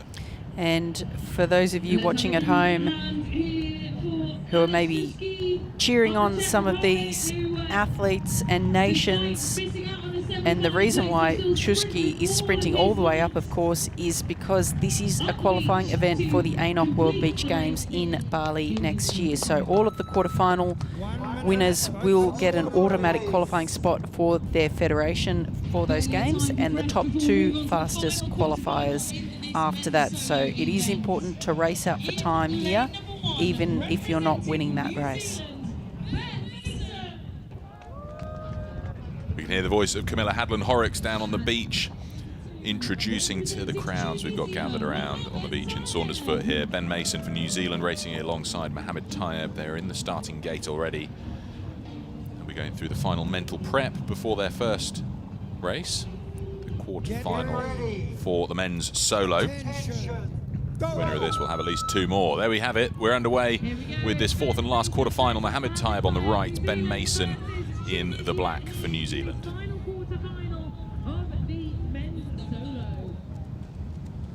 Ben Mason, the quickest in that sprint down to the boat. He'll be first in, as we see the Tunisian here. Both boats away at more or less the same time, though. Mohamed Tayeb living and training in Germany. And he's making the best of this start. He'll reach the first of the slalom boys before Ben Mason. But Ben Mason not letting him get away. They've drawn level now. Oh, a bit of a difficult stroke there for Mohamed Tayeb. Just losing a little bit of momentum, which has given Ben Mason a bit of an edge. Looks like Ben is, it's a bit of a deceptive angle, but I'd say he's about a length up on Tayeb at this stage of the race. Of course, he's got to be really careful here, Ben Mason. He needs to make an adjustment to make sure his hull passes on the correct side, which he's now in the right position. We can see his boat handlers here on the beach in their fluoro jackets, which I think might be recently acquired. We've seen, I think the British team showed up here with their boat handlers wearing the fluoro, and it does make a big difference. Well, not much to separate them as they come up towards the turning point. Mohamed Tayeb had his birthday yesterday, just turned 26. He's been struggling with COVID, like we heard for Aubrey Oldham through the earlier part of this summer, so getting back to training was a bit of an issue for him. But they're coming up to the turning point. Let's see how they get round these boys. It's tough to tell from the beach, the angle tricky. Ben Mason relatively close. I think that's a pretty perfect buoy round him. Mohamed Tayeb still struggling to get pointed back towards the beach and then build some boat speed. He's on a wave here, though. That's giving him a bit of a booster. Wow. Risky stuff. It was a great little wave that Mohamed Tayeb got there, but he's struggling as he's come off it to keep control of his craft. He's going to have to get straight, see if he can get another little help. But Ben Mason, it looks like he's on a wave. Can he keep control of the boat as he's coming into the beach? It's all about mitigating risk here, coming in safely, picking those moments. Do I go with the wave and take that riskier approach, or do I slow down, let the wave pass underneath and keep coming in safely? If you can do it well, there's no doubt that it gives you the advantage. But as we've seen here with Ben Mason, tipped in. Oh no, that's race over. Mohamed Tayeb is cleanly coming into the last couple of strokes. Ben Mason righting his boat in quick order. But I think that'll be race over for him. Mohamed Tayeb will have feet on the shore in just a second. Oh, look, Ben Mason trying to get the blade back out into the gate. That gives Mohamed Taib all the time he needs to get up the beach. Ben Mason will want to finish this race as quickly as possible, as we heard from Sarah a minute ago, to try and set a fast quarterfinal qualifying time.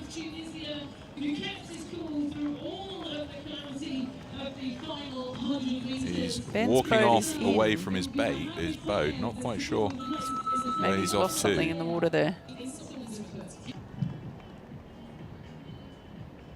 So Ben's boat is in with his boat handlers. I wonder if he's lost his sunnies or something. Probably dealing with the disbelief or situation. Yeah, I guess sunnies is probably a good call. I didn't notice he had them on his head, but that is a...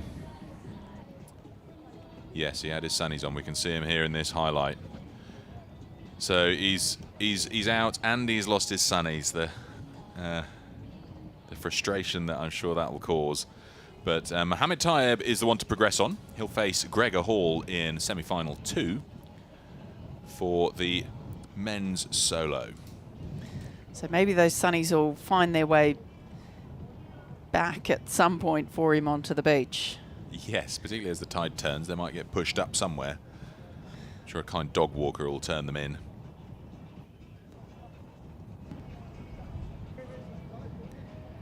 So devastation there just at the end for Ben Mason. He did such a great job getting around the course safely and then just capsizing.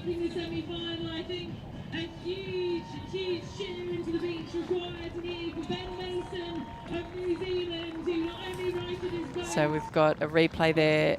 Oh no, it's not a replay, that's live, of Ben Mason coming into the finish. He's got to stop the clock on his race. Yeah, doesn't want to leave it with a DNF.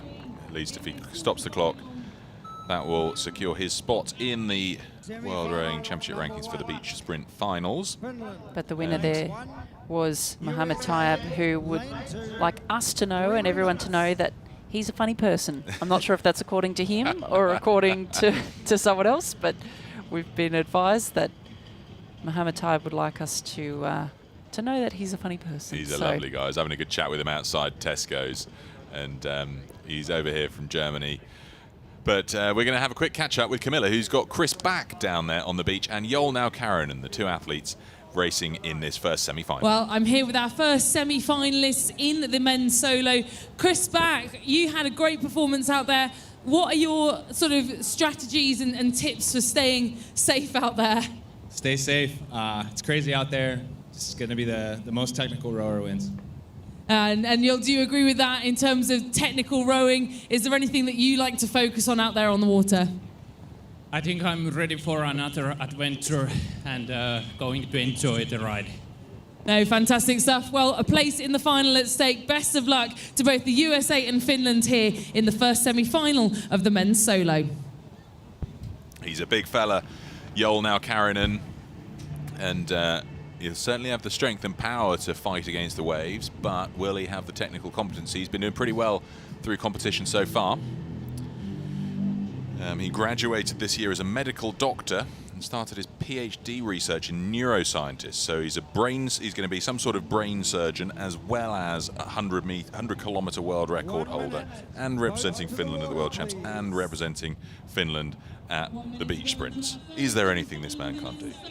He's got some pretty impressive guns as well, so just add that to the list, clearly. USA's Chris Back, though. Impressive race. We just saw him beat Giovanni Fichera, the world champion of 2021, in the quarterfinal. Now he's up alongside the famous Finnish athlete Joel Now-Karinen. Place into the A final up for grabs and certainty of a medal. Attention, go! We've got the fast starter back on the umpire's platform. Well, looks to me as though the American Christopher Back is the fastest down the beach here. He's absolutely flying down to his boat. He won the time trial.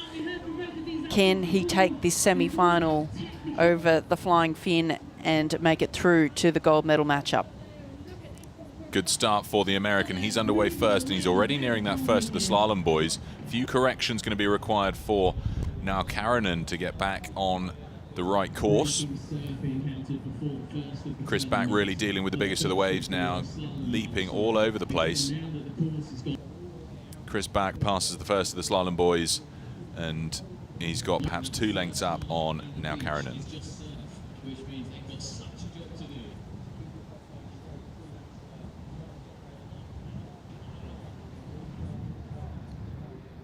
Well, Chris Back's got a few more lengths now. These big rollers here, we haven't seen the turn of the tide yet, as we heard from Sarah earlier and from Scotty. Hopefully that will start to flatten the surface of the water just a little bit. Although I'm enjoying their challenge here, keeping their boat straight. It's what makes coastal rowing so exciting to watch, is what separates the good from the great. It is tough, though, the way the course is rigged at the moment, because it's a very long sprint down to the water. There's a very short distance to that first slalom mark, and in fact that first slalom mark really is in the wave zone now. So it's probably getting a little bit borderline in terms of the course and the current setup. So we'll see how that might shift, but we know once the tide turns and starts coming in, it's going to come in very quickly. It moves at more than a metre per minute, so about 44 metres in half an hour. So once it starts to turn, it's going to happen very quickly. Goodness me, all we saw there was a silhouette of a big Finnish man swamped with a wave rocking over his back. Probably didn't notice. But here comes Chris Back on the return leg. He was on top of a crest of a wave there. How did that pan out for him? He rolled off the back of it. It didn't pivot him round, so he'll be pleased with that. And he's picked up another swell here. He's going for that brave but risky option, Sarah. Goodness me. He's maintaining good control, and I mean that's the tricky thing when your boat starts gathering that kind of speed, keeping the bow nice and straight, because these boats, as we've been saying, are really made for turning, and so they can be very easy to lose control of. Now Karanen, they're on a wave which is he's going to fall off the back of, but he's staying safe at this stage.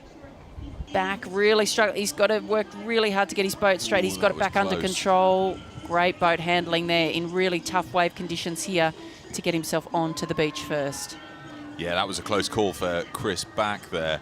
Nearly spun round, but he had the strength to just force the boat in the direction he wanted to go, and that's where the doubles really struggled, because they'd have to do that in unison. At least in a solo, you can do it in a smaller boat. They weigh half that of the double. They're 30 to 35 kilos, these solos, compared to the doubles up there at 60.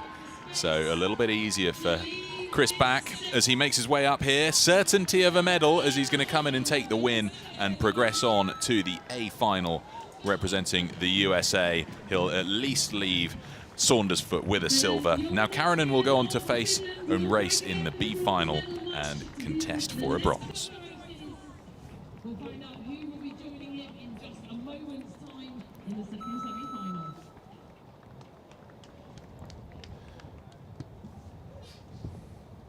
Now Karanen, World Rowing's February rower of the month, will compete for the B final, but we'll have a quick look at a recap of that race. Exciting stuff.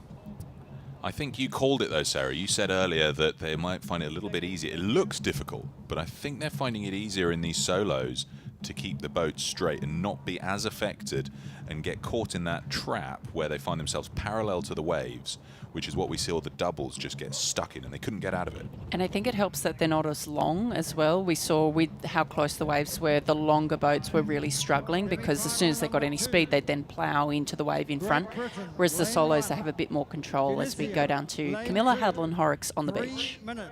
I'm here with the semi-finalists of the men's solo, Tunisia's Mohamed Tayeb and Gregor Hall of Great Britain. Mohamed, are these anything like conditions you've ever rowed in before? No, actually no, but the condition is very tough.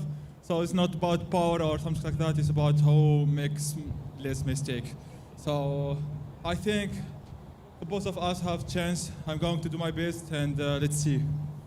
And same for you, Gregor. Is this anything like you've ever faced before? Yeah, it's quite tough out there. Had some experience at Brit Champs in this water, so just going to go out there and row my best. You know, it's more technical than actually raw power. So yeah, I think either one could take it today. So let's go for it. No, absolutely. Anything can happen. We're going to send you off now to the start line of the second semi-final. Tunisia versus Great Britain.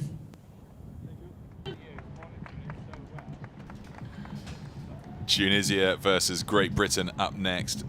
Mohamed Tayeb, Gregor Hall. Lots to play for here, a place through to the A final and certainty of a medal.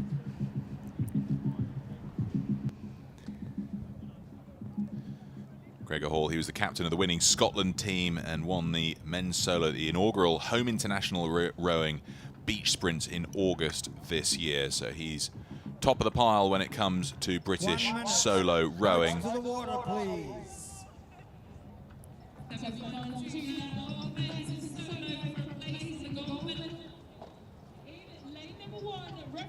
Mohammed Tayeb, the slightly more experienced of the coastal rowers. He started rowing in 2019. Gregor Hall only started rowing in May of this year at St Andrews in Scotland. So I'd say that training in St Andrews in Scotland is probably the better training for this sort of coastal environment. But Mohammed Tayeb's been at it for a few years more than Gregor Hall. So it's going to come down to that experience and handling these tricky conditions.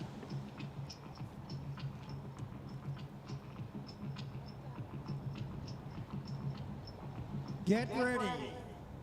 Attention. Ooh, almost a false start there from these two athletes. The nerves standing there in that moment. Ready. Attention. Go. There we go. That pause goes through one hell of a variance in its timeline, doesn't it?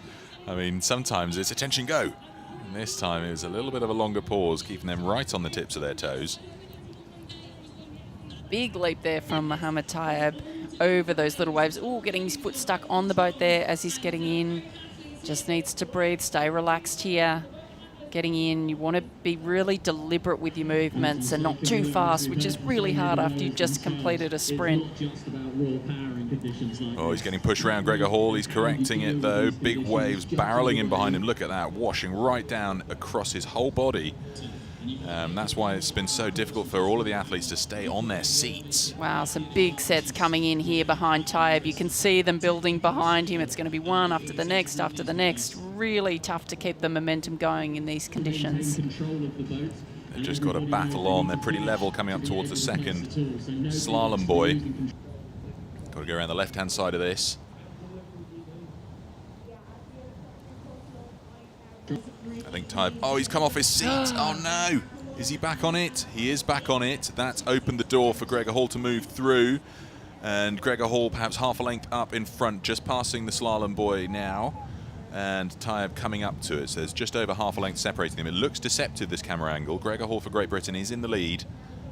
We'll see how they handle the turn. That's going to be the crucial moment. Absolutely, it'll be this turn at the top of the course and then, of course, the really tricky run home where we have seen everything happen in these races. So perhaps Gregor Hall maybe 2 lengths ahead of Tayeb. It's a little bit difficult. We can't get the drone up, unfortunately, this afternoon because of the strong wind. As Gregor Hall comes around that top mark, Tayeb's still not quite there. Yeah, Gregor Hall's got perhaps 3 or 4 lengths now, I'd say, on Tayeb coming around the bend. It's going to be all about this return leg, though. We've seen margins much greater than this, completely eroded just through the course of 1 or 2 waves, upsetting everything. Gregor Hall looking strong here, though. Just checking his course back in. He's going to hit that slalom buoy, unless he corrects for it. That could upset his stroke. He goes over it, no issue, though. Getting back into the rhythm. Mohammed Tayeb coming in quick order in lane 1, so there's not much separating them. Gregor Hall's on a wave. Look at this, he's getting an absolute rocket boost from it. Is it going to upset his direction? Can he hold it? He does so. Look at this, they're crossing paths now. Gregor Hall is in front of Tayeb, and he's twisted sideways. Can he correct it? Oh, that took a feat. And Tayeb's twisted round as well. They've swapped lanes. I don't believe it. They've swapped lanes, which means they're going to have to run all the way back round to their flag. I think this might mean... Oh, my gosh. Gregor Hall's facing the wrong way entirely. Oh, they're going to have to make sure that they don't collide here. This is so difficult. Absolute turmoil. Mohammed Tayeb is coming into the beach. Is he going to be able to get out and on to the onto the shore, and then he's going to have to run all the way over to the other lane. Oh, wow, here goes Taib. I can't believe it. It's going to come down to the beach sprint. They've both got to cross each other's paths to get around to their flag before they can make their way up to the buzzer. Taib giving it everything. Gregor Hall on the other side of the course. I think Gregor Hall just at a slight disadvantage based on distance. Taib is heading up towards the buzzer. I think Taib's going to get there first. Oh, goodness me. What a race that was. Gregor Hall gave it everything. And that was just, what a chop and change. I think we had everything in the last 50 metres there. They both pivoted the wrong way. They swapped lanes. Gregor Hall ends up facing the wrong direction. Taib crash lands onto the beach. They're both feet down, sprinting up, but they've got to cross paths again to get to the right flag, because, of course, they've got to run up past the flag that is on their lane before they can make their way up to the buzzer. Goodness me, there was absolutely everything in that race. Look at the grit and determination on Mohamed Taib's face for Tunisia. He'll progress on to the A final in certainty of a medal. We'll see Gregor Hall face Yolnau Karinen in the B final to contest for the bronze medal. What an exciting race that was. Gregor Hall made it to the turning point first. Fast spin round there, and then look at this wave that Taib gets on. And Gregor Hall gets another good one there. Look at this, they're swapping lanes at this point. This was a good recovery from Gregor Hall, but then this wave pivoted him the entire way round so that he's facing the wrong way. And there's no backing these boats down, because once you're facing the wrong way, the nature of that slipper stern means that you just can't go in the wrong direction in these boats. So tricky stuff. That was the second semi-final, and the next race will therefore be the B final. Gregor Hall's going to go straight into that, so he's got 6 or 7 minutes to overcome the fatigue before he faces Yolnau Karinen in the battle for bronze.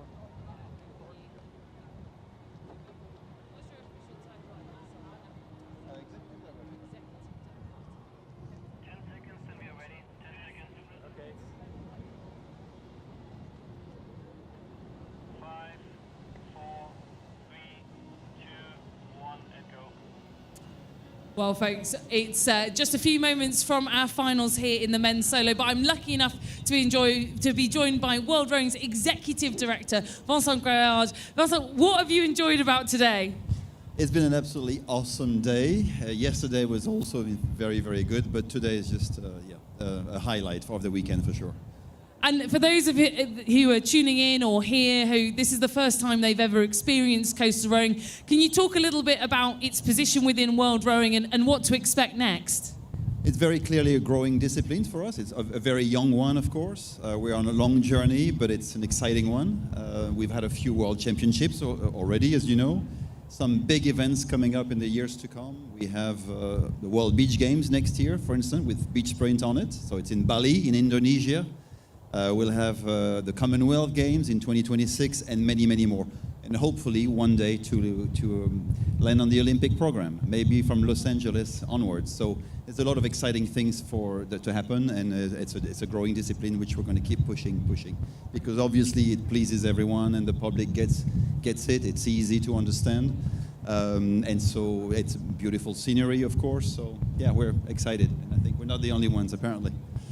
No, and look, again, a lot of people here and tuning in at home will be brand new to this sport, right? How can they get involved with coastal rowing? What is it that they need to kind of keep an eye out for in their home countries? Register at a local club, buy a boat, or no. There's plenty of ways to get into it, of course. And the first one is to attach to a rowing club that develops the activity, and it's as simple as that. Thank you so much, Vincent. It's been absolutely wonderful to speak to you. And lastly, who do you think is your pick in the men's solo? Tunisia. They've been doing pretty well, haven't they, the Tunisians? They've had a great championships. They have been very, very impressive. So I wish them the best, of course, as I do with everyone else. But I must say what I've seen so far and yesterday of the Tunisian team has been super impressive. So I wish them the very best. No, well, great stuff. Well, we look forward to that final with Tunisia involved in that one up against the USA. But firstly, we've got the bronze medal match coming up between Great Britain and Finland.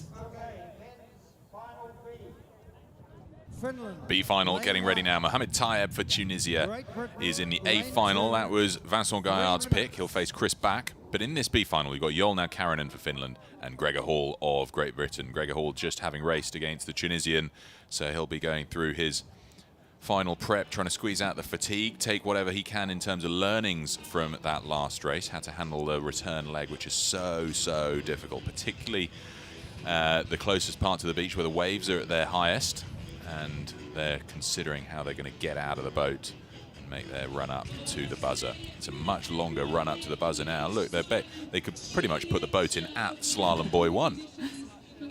It's amazing how far this tide is still moving out. Jade Lindo and Laura McKenzie from the Great Britain mixed quad that raced yesterday on the picture there. But yeah, the tide's still going out.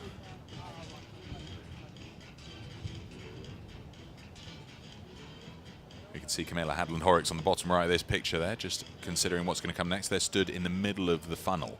That is the gap between lanes 1 and 2, where the athletes start in the middle of that funnel. They run out down either side towards their lane. A nice party atmosphere. Some of the volunteers getting right into it. I'm not sure if they're dancing or just trying to keep warm there, Pete, but either way, I think it's working for them. It is just such a great party atmosphere down here, isn't it? Love the music, beach scenery, everyone's in a good mood. The athletes generally get off the water smiling. Yeah. I know even on the occasions where I've absolutely been demolished in the conditions that I still come out with a smile on my face. So it's good fun, and hopefully these athletes will too. Gregor Hall on the left, Yolnau Karinen on the right. The muscle man from Finland. Is there anything that man cannot do?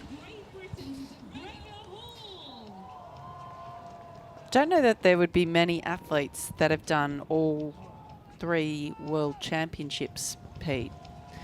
The beach sprint finals, the World Rowing Championships, and presumably the indoor championships. We know that he did 100 kilometres on the ergo, which is just amazing.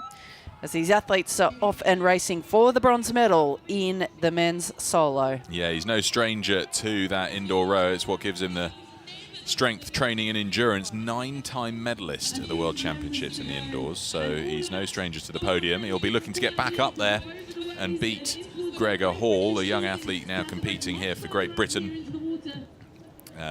Look at this fast start for now Karinen. Off like a rocket. Gregor Hall, though, starts almost next to the first slalom boy. So, he's washed out a few times there. Charles Cousins, the Great Britain boat handler, looking to run out to him and see if he can push him in the right direction. Charles taller than the slalom boy as he stood next to it. Now Karanen and Hall level at this stage as they make their way up towards the second slalom boys. So not much to choose to split them as they come up towards the second slalom boy. All about the steering and course corrections though. Finnish boat handler just giving him the indicator that he's heading in the right direction. Arms up means you go straight. Arms to the left means you go left. Pretty simple. Right, Gregor Hall now passing that second slalom boy. He's built himself a bit of a lead here. He's a couple of lengths up on now Karanen. Just a slightly better handling of these barreling in waves, making his way up to the turning point now as now Karanen has just passed the second slalom boy. And they're coming up towards the top mark now, really fighting against these waves. It looks like Gregor Hall is going to get there first, maybe a length or so clear of the Finnish sculler.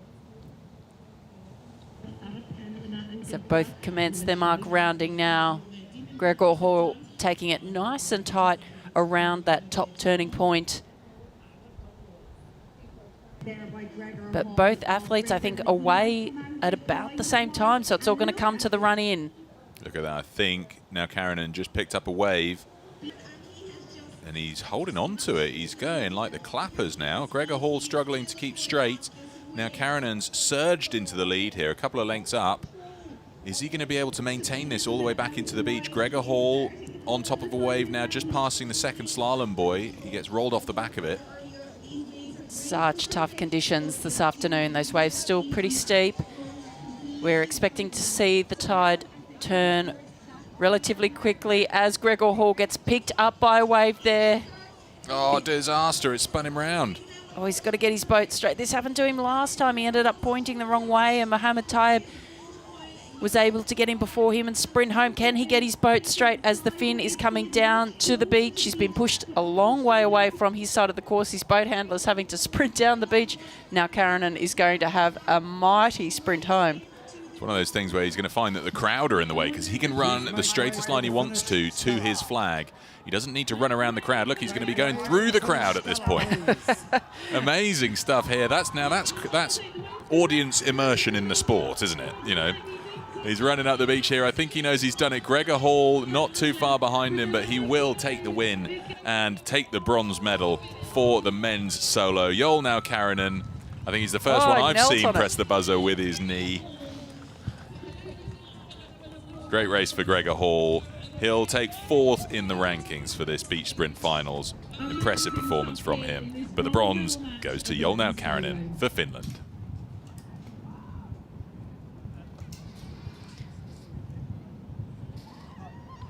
It's one of those things, isn't it? When you're on your way back in, it doesn't really matter where you land on the beach considering these wave conditions. You just got to go for it and make sure you get back in cleanly. So we've seen a lot of them trying to fight to stay in a straight line on the way back in. When the waves are coming in on the diagonal, you'd almost be better to just go in the direction of the waves, keep straight to them, and just land, even if you're 50 meters further down the beach. If you have a cleaner run in, it doesn't matter, you know.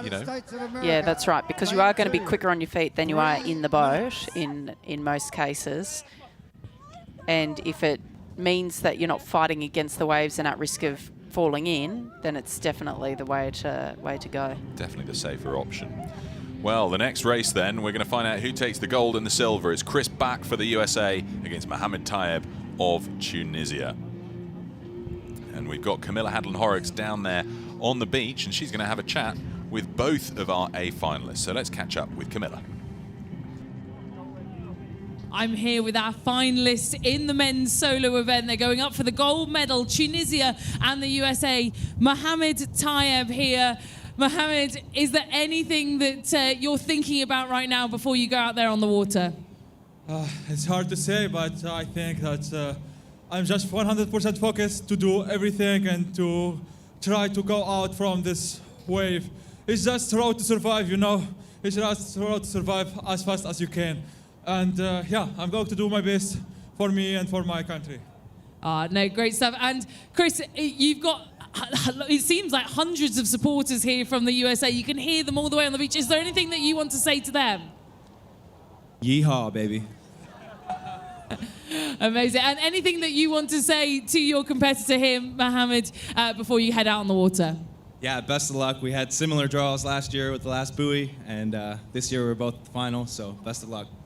Amazing. Well, look, we've got the gold medal final. Stay tuned for just a moment's time. We've got Tunisia against the USA. Yeehaw indeed. It's a hell of a rodeo out there in these waves coming down the course. So he's got the right attitude if you look at it like that.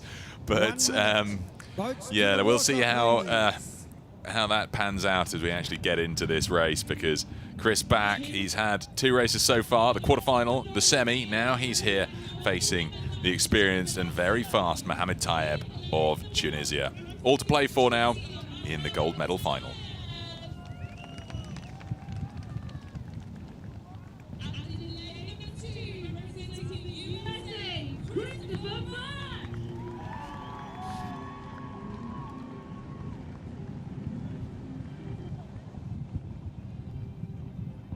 Get ready.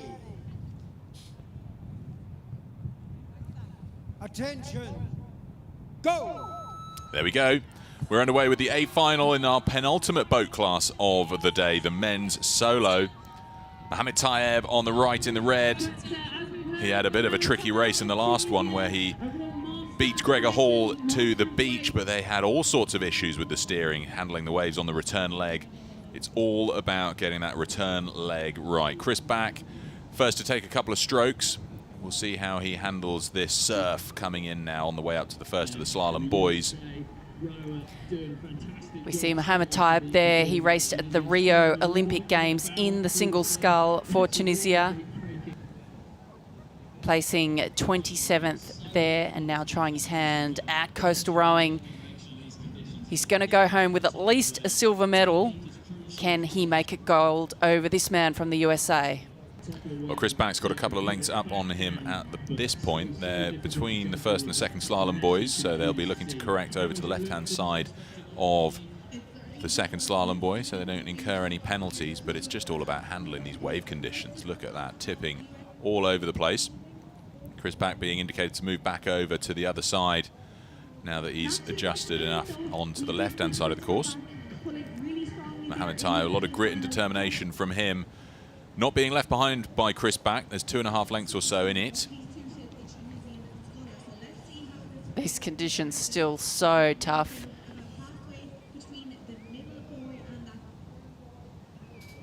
Well, I think I'm going to call that as level now as they come up towards the turning point. So Mohammed Tayeb making the better of this outbound leg after Chris Back's quick start.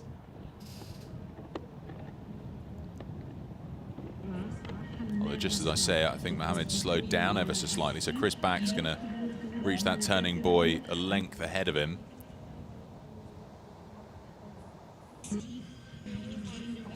Quick stuff getting around now. Now the tricky bit. Can he keep a straight heading? And what's his... Oh, look at that. He's on a wave. He's going really quickly as Chris Back rolls off the back of it. Mohammed Tayeb's turn to try and pick up a wave.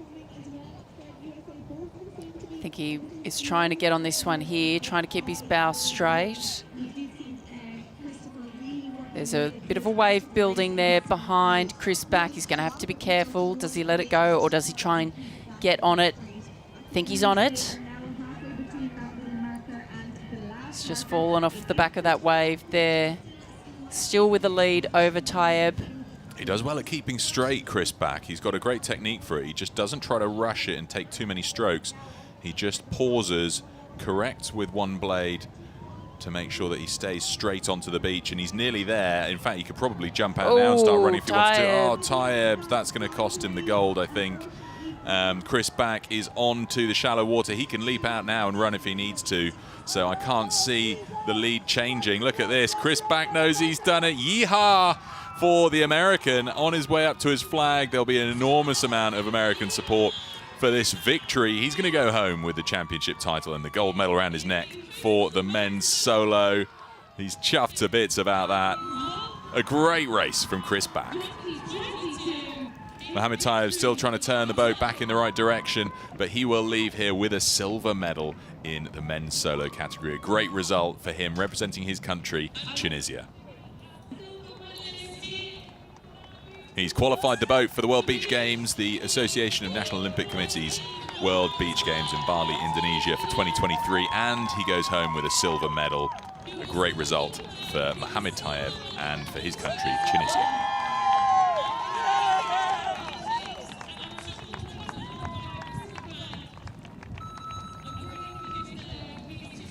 Mohamed Tayeb making sure he got that buzzer there.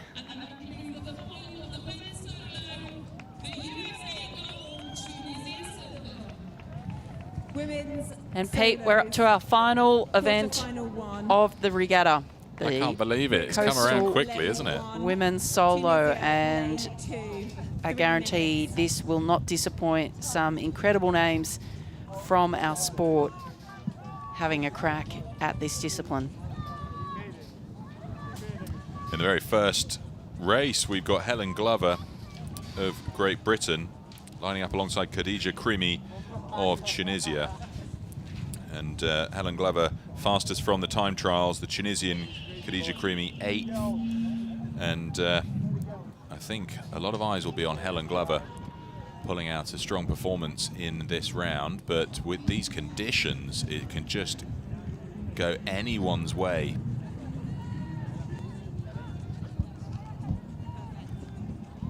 Khadija Krimi represented Tunisia just a couple of weeks ago in Rachitse at the World Championships. Helen Glover converting from flat water to coastal rowing.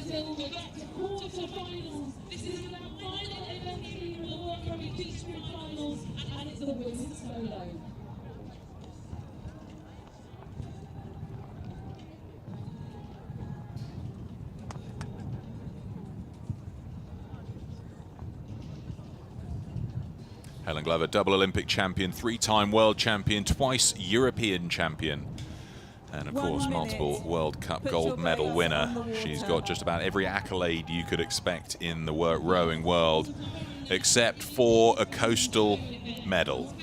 Is this year going to be the year that she adds that to the medal cabinet at home? Steve Backshall will be listening in closely, I'm sure, with the kids at home, and possibly here watching, in fact.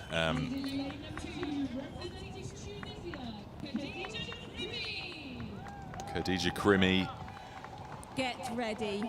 No stranger to the coastal discipline. First of the 4 quarterfinals then for the women's solo.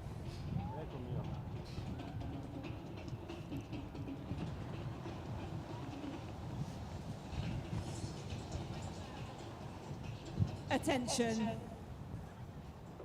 Go. Here we go, tension's high. The first of the quarterfinals, we'll find out how the women tackle the tricky conditions out there that the men have just struggled through. Helen Glover, is a fast sprint for her, isn't it? Such a long run down to the beach at the moment as we're waiting for that tide to turn around and start to rapidly come back up the beach. Khadija Krimi there into her solo, but propelled by her boat handler, Helen Glover, just getting her bow clear. Well, she's going to have to be really careful and keep the momentum up through these waves. So important with these waves, pushing back to not let the boat stop. Oh, Khadija Krimi there, wrong side. Oh, this is disaster. With those waves coming sideways, she's going to really struggle to keep her boat straight. Oh no, this is a really tricky situation for her. Has she gone to the correct side of it now? She has. But that's opened the door to Glover taking a 3 or 4 length lead. It's a good start for Helen Glover. She's just keeping an eye on that second slalom buoy, make sure she goes the correct side of it. Looking pretty composed here considering the conditions. That's right, staying nice and composed here in the rough water. She knows she can just relax. Definitely not take her foot off the gas. She's going to have to really work all the way through this course because we know anything can happen, but it just gives you a little moment of breathing space. Khadija Krimi not left behind now that she's up to pace. No stranger to the coastal discipline. She's been representing Tunisia for quite some time now, a few years at least. I believe 2019 is the first time I saw her representing Tunisia. She's not been left behind by Glover, who's now coming up to the turning point. There's perhaps 4 lengths separating them as we can see these big rollers making their way towards the beach. The last time we saw conditions like this, I think, was in Hong Kong Harbour, where these big rollers were generated by the massive ferries that were shooting around all over the place. That was, of course, the endurance format where we'd lose sight of the boats entirely between the waves. But Helen Glover makes it around the turning point first and now starts on the tricky, so skillful return leg.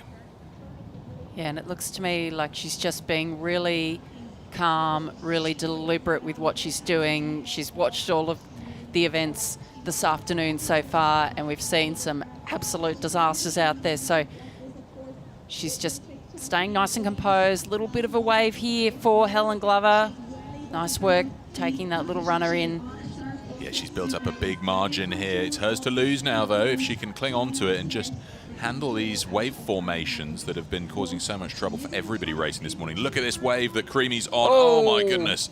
You saw her spear downward into the water there, boat stopping her. We thought that would be the little surge she might need to come back on terms with Helen Glover. Oh, no. Really tough for Creamy there.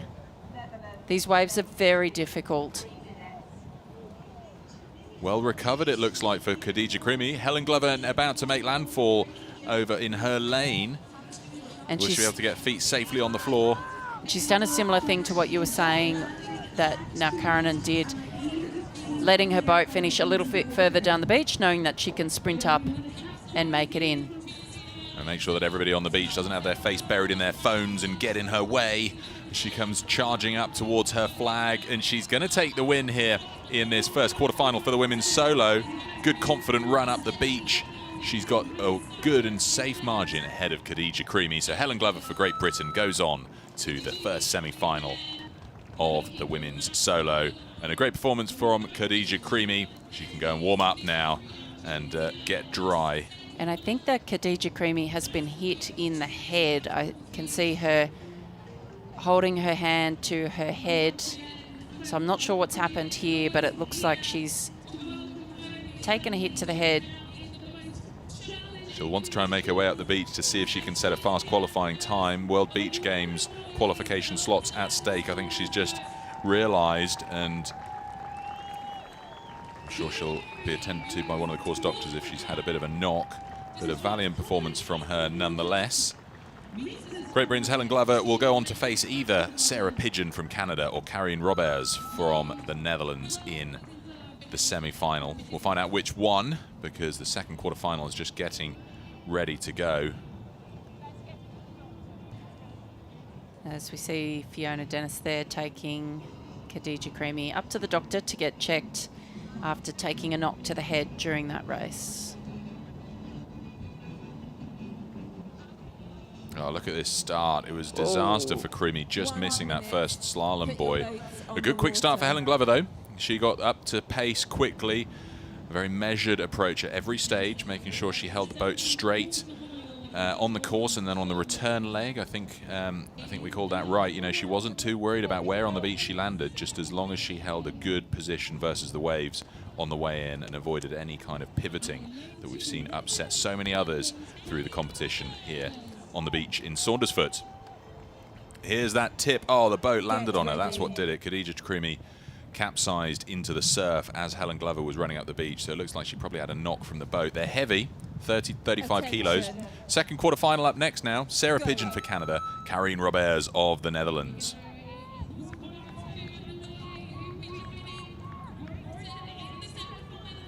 Look, it's a long old beach stretch this now that we're right down at low tide. Half a running race this, and Karine Roberts gets down to her boat. Sarah Pigeon going to be helped in by Aubrey Oldham, doing some boat handling after his racing in the men's solo just in the last category.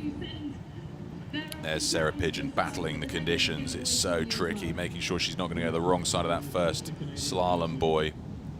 Yeah, that's the difficulty with the launch area being so close to that first marker in the wave zone, is that it's really, really hard to steer through the wave zone and to get past on the correct side of the marker. So we can see Sarah Pigeon working really hard to get her boat on the correct side. Both athletes have managed to get their boat on the correct side, and they're now going to have to adjust their steering to get around the second slalom marker. Well, Karine Roberts is out in front. I call that 2.5 lengths or so as they make their way up towards the second slalom buoy. And, you know, in the previous rounds, we've seen some really high rates out there, but I think they're just not too concerned about a high rate of rowing or sculling at this point. They just want to have some clean strokes and avoid the worst that the waves can throw at them. Karine Roberts about to pass the second slalom marker out ahead of Sarah Pigeon of Canada. Winner of this will go on and face Helen Glover of Great Britain in the semi-final.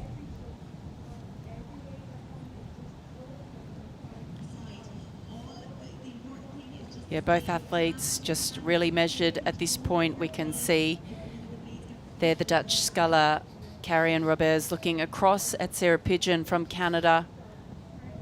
So it's really less about, I think, racing out, like you're saying, Pete, not having the rate up and doing anything too risky, but just staying really measured, really controlled, and getting back safely. Absolutely bang on. Well, our geological engineer from Canada, Sarah Pigeon, just about to make the turn at the turning point. They look like they're going to arrive at their turning points at a similar time. I think the lead that Karine Roberts had has diminished slightly. Sarah Pigeon only started rowing in 2019, where we saw her in Hong Kong competing in the double. But Karine Roberts first to make the turn, and it looks like a good rounding there. She held tight to the buoy. Straight onto a wave. Look at this. This could see her lead increase dramatically. She doesn't take any big strokes to try and stay on the wave. More focused on staying straight, which is probably the safer tactic. Sarah Pigeon caught one, and then Karine Roberts has gone for it with this one. I think she's happy she was straight, so she's taken a few strokes, which is what you need to do to really catch the wave. She's done really well with that one, really well controlled, but these boats are starting to get closer to one another here. They're going to have to be careful that they don't have a collision, as Roberts in a really tough situation here. She's going to swing perpendicular to the beach. That's opened the door for Sarah Pigeon to row through. She had the braver tactic, Karine Roberts, but it's cost her now. She catches her blade on the slalom buoy. I think this might mean that Sarah Pigeon makes it onto the beach first. If she can keep that straight, this is all about the landing now, and this sprint finish, I think Sarah Pigeon is just about going to do it. Yeah, Roberts is going to have such a long way to run to go back across the beach to her flag. They're both on the beach. Sarah Pigeon, I think, has got this. She's coming up towards her flag first, and a determined look. She knows she's going to make it through. Last few steps, and there's not much in it in the end. Sarah Pigeon, though, goes through to face Helen Glover in the semi-final. A great race from Karine Roberts of the Netherlands, but it is Pigeon's race in the end. And progressing on to the semi-final for Canada.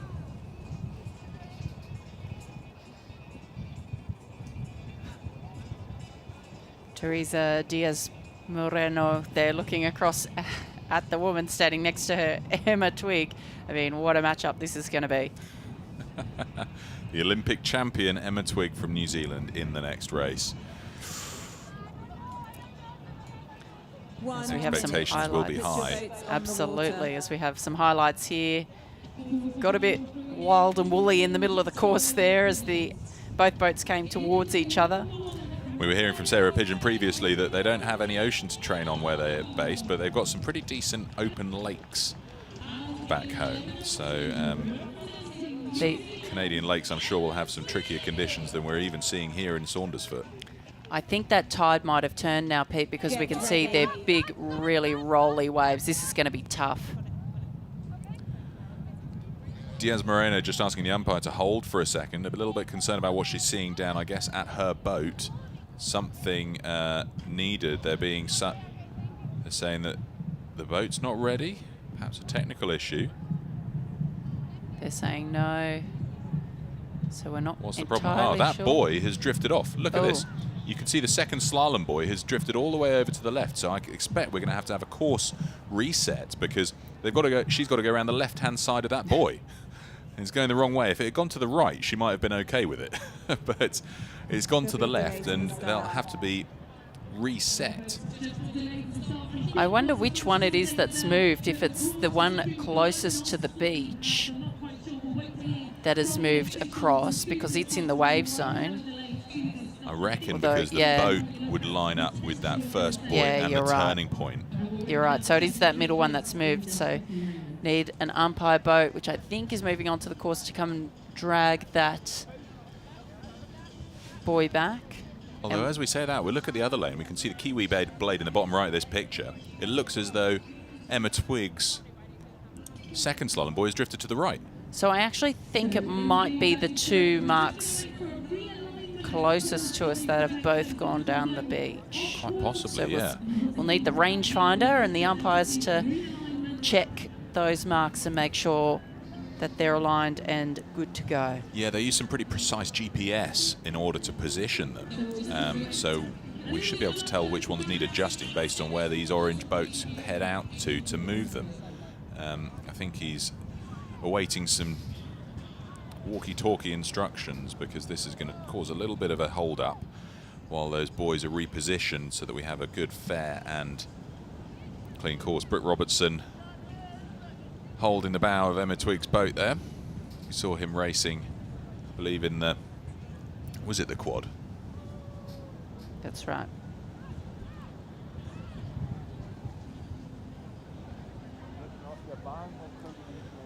So we'll let this course get readjusted, and I think we'll come back to you when we know that it can go ahead. Britt Robertson just talking to Chris Groot there to find out what the plan is. Is there anything that they need to be considering before we can get safely started with this third quarter-final of the women's solo?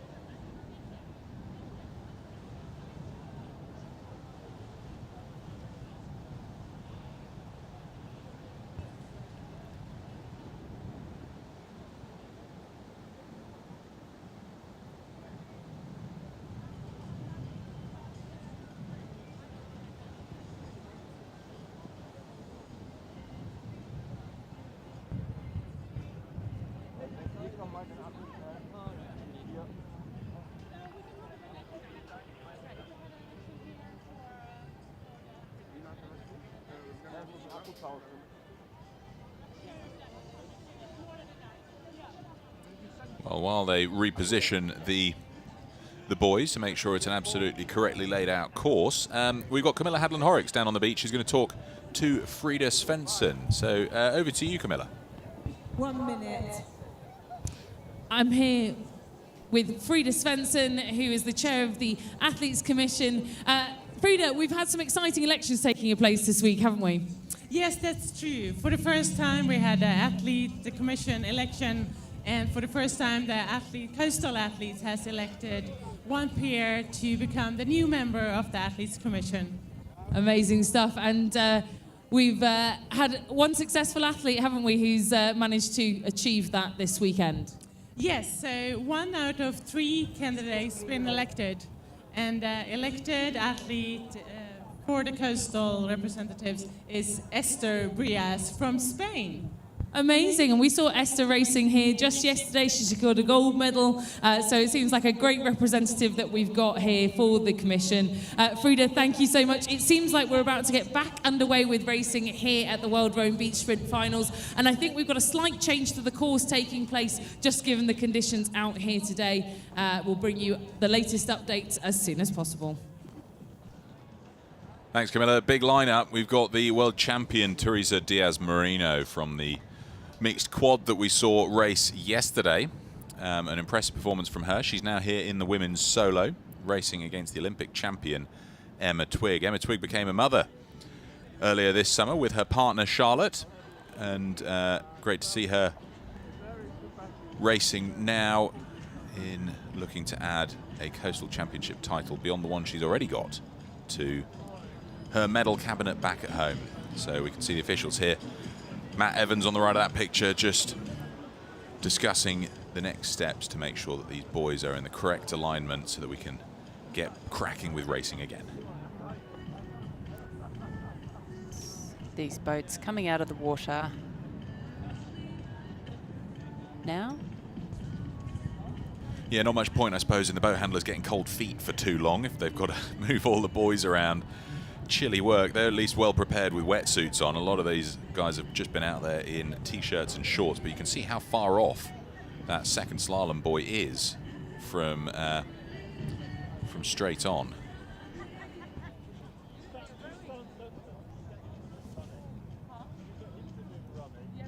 So we'll give them a little bit of time to get the course reset, and we'll be back with you in that action with, oh dear, we're just hearing from our producer that because of this sea state, I think competition might now be cancelled for the rest of the afternoon. I think it's causing just too much of a turmoil for the boys, and we're going to have to wait to hear the formal results, but I think the results will be based on the time set in the time trials. What a shame if that's the case. I mean, I can understand why. Safety's got to be first, and if it's too tricky to get these boys lined up and considering these conditions, if it's too dangerous, then we'll be setting the results based on the time trials and reps. So we'll come back to you, we'll check what those are and the formal results, and we'll be able to tell you then who will be taking the medals home as a result of the weather causing some trouble.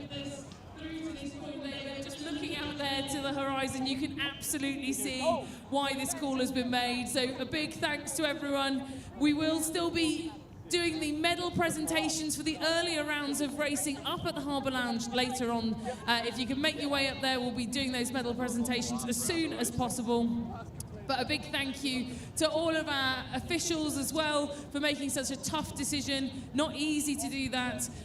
We all, of course, want racing to happen, but we need it to happen in fair and safe conditions. And out there, it is just simply, well, it's astounding, really, to be honest. But a big thank you to all of you. Please join us for the medal presentations up at the Harbour Lounge as soon as possible. Just hearing from Camilla Hadlin-Horrocks there, the latest news, it's confirmed, no more competition today. What a shame. I think everybody was really excited to see Olympic champion against world champion of the women's quad, of the mixed quad yesterday, Teresa Diaz-Moreno, and of course getting to the sharper end of competition. See Helen Glover face Sarah Pigeon, but that won't be the case, which is a great shame. So the results are going to be determined by the previous rounds, and we'll come to you with those as soon as we can, which means we're going to head up towards the Harbour Lounge shortly, where we'll see the medal ceremonies for all of the boat classes that we've had this afternoon, where we've had the under-19 mixed double, the men's solo, and then once it's confirmed, the precise order of the medals to be awarded to the women's solo based on the earlier rounds of competition rather than the quarterfinals. And that will also determine which boats will be progressing for qualification to the World Beach Games, the Association of National Olympic Committees, the ANOC Beach Games next year.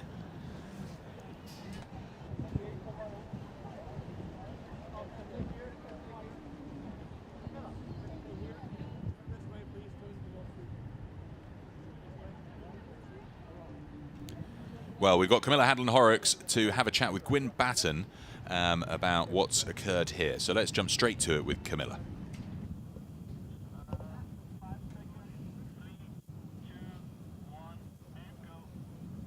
I'm here with Gwyn Batten.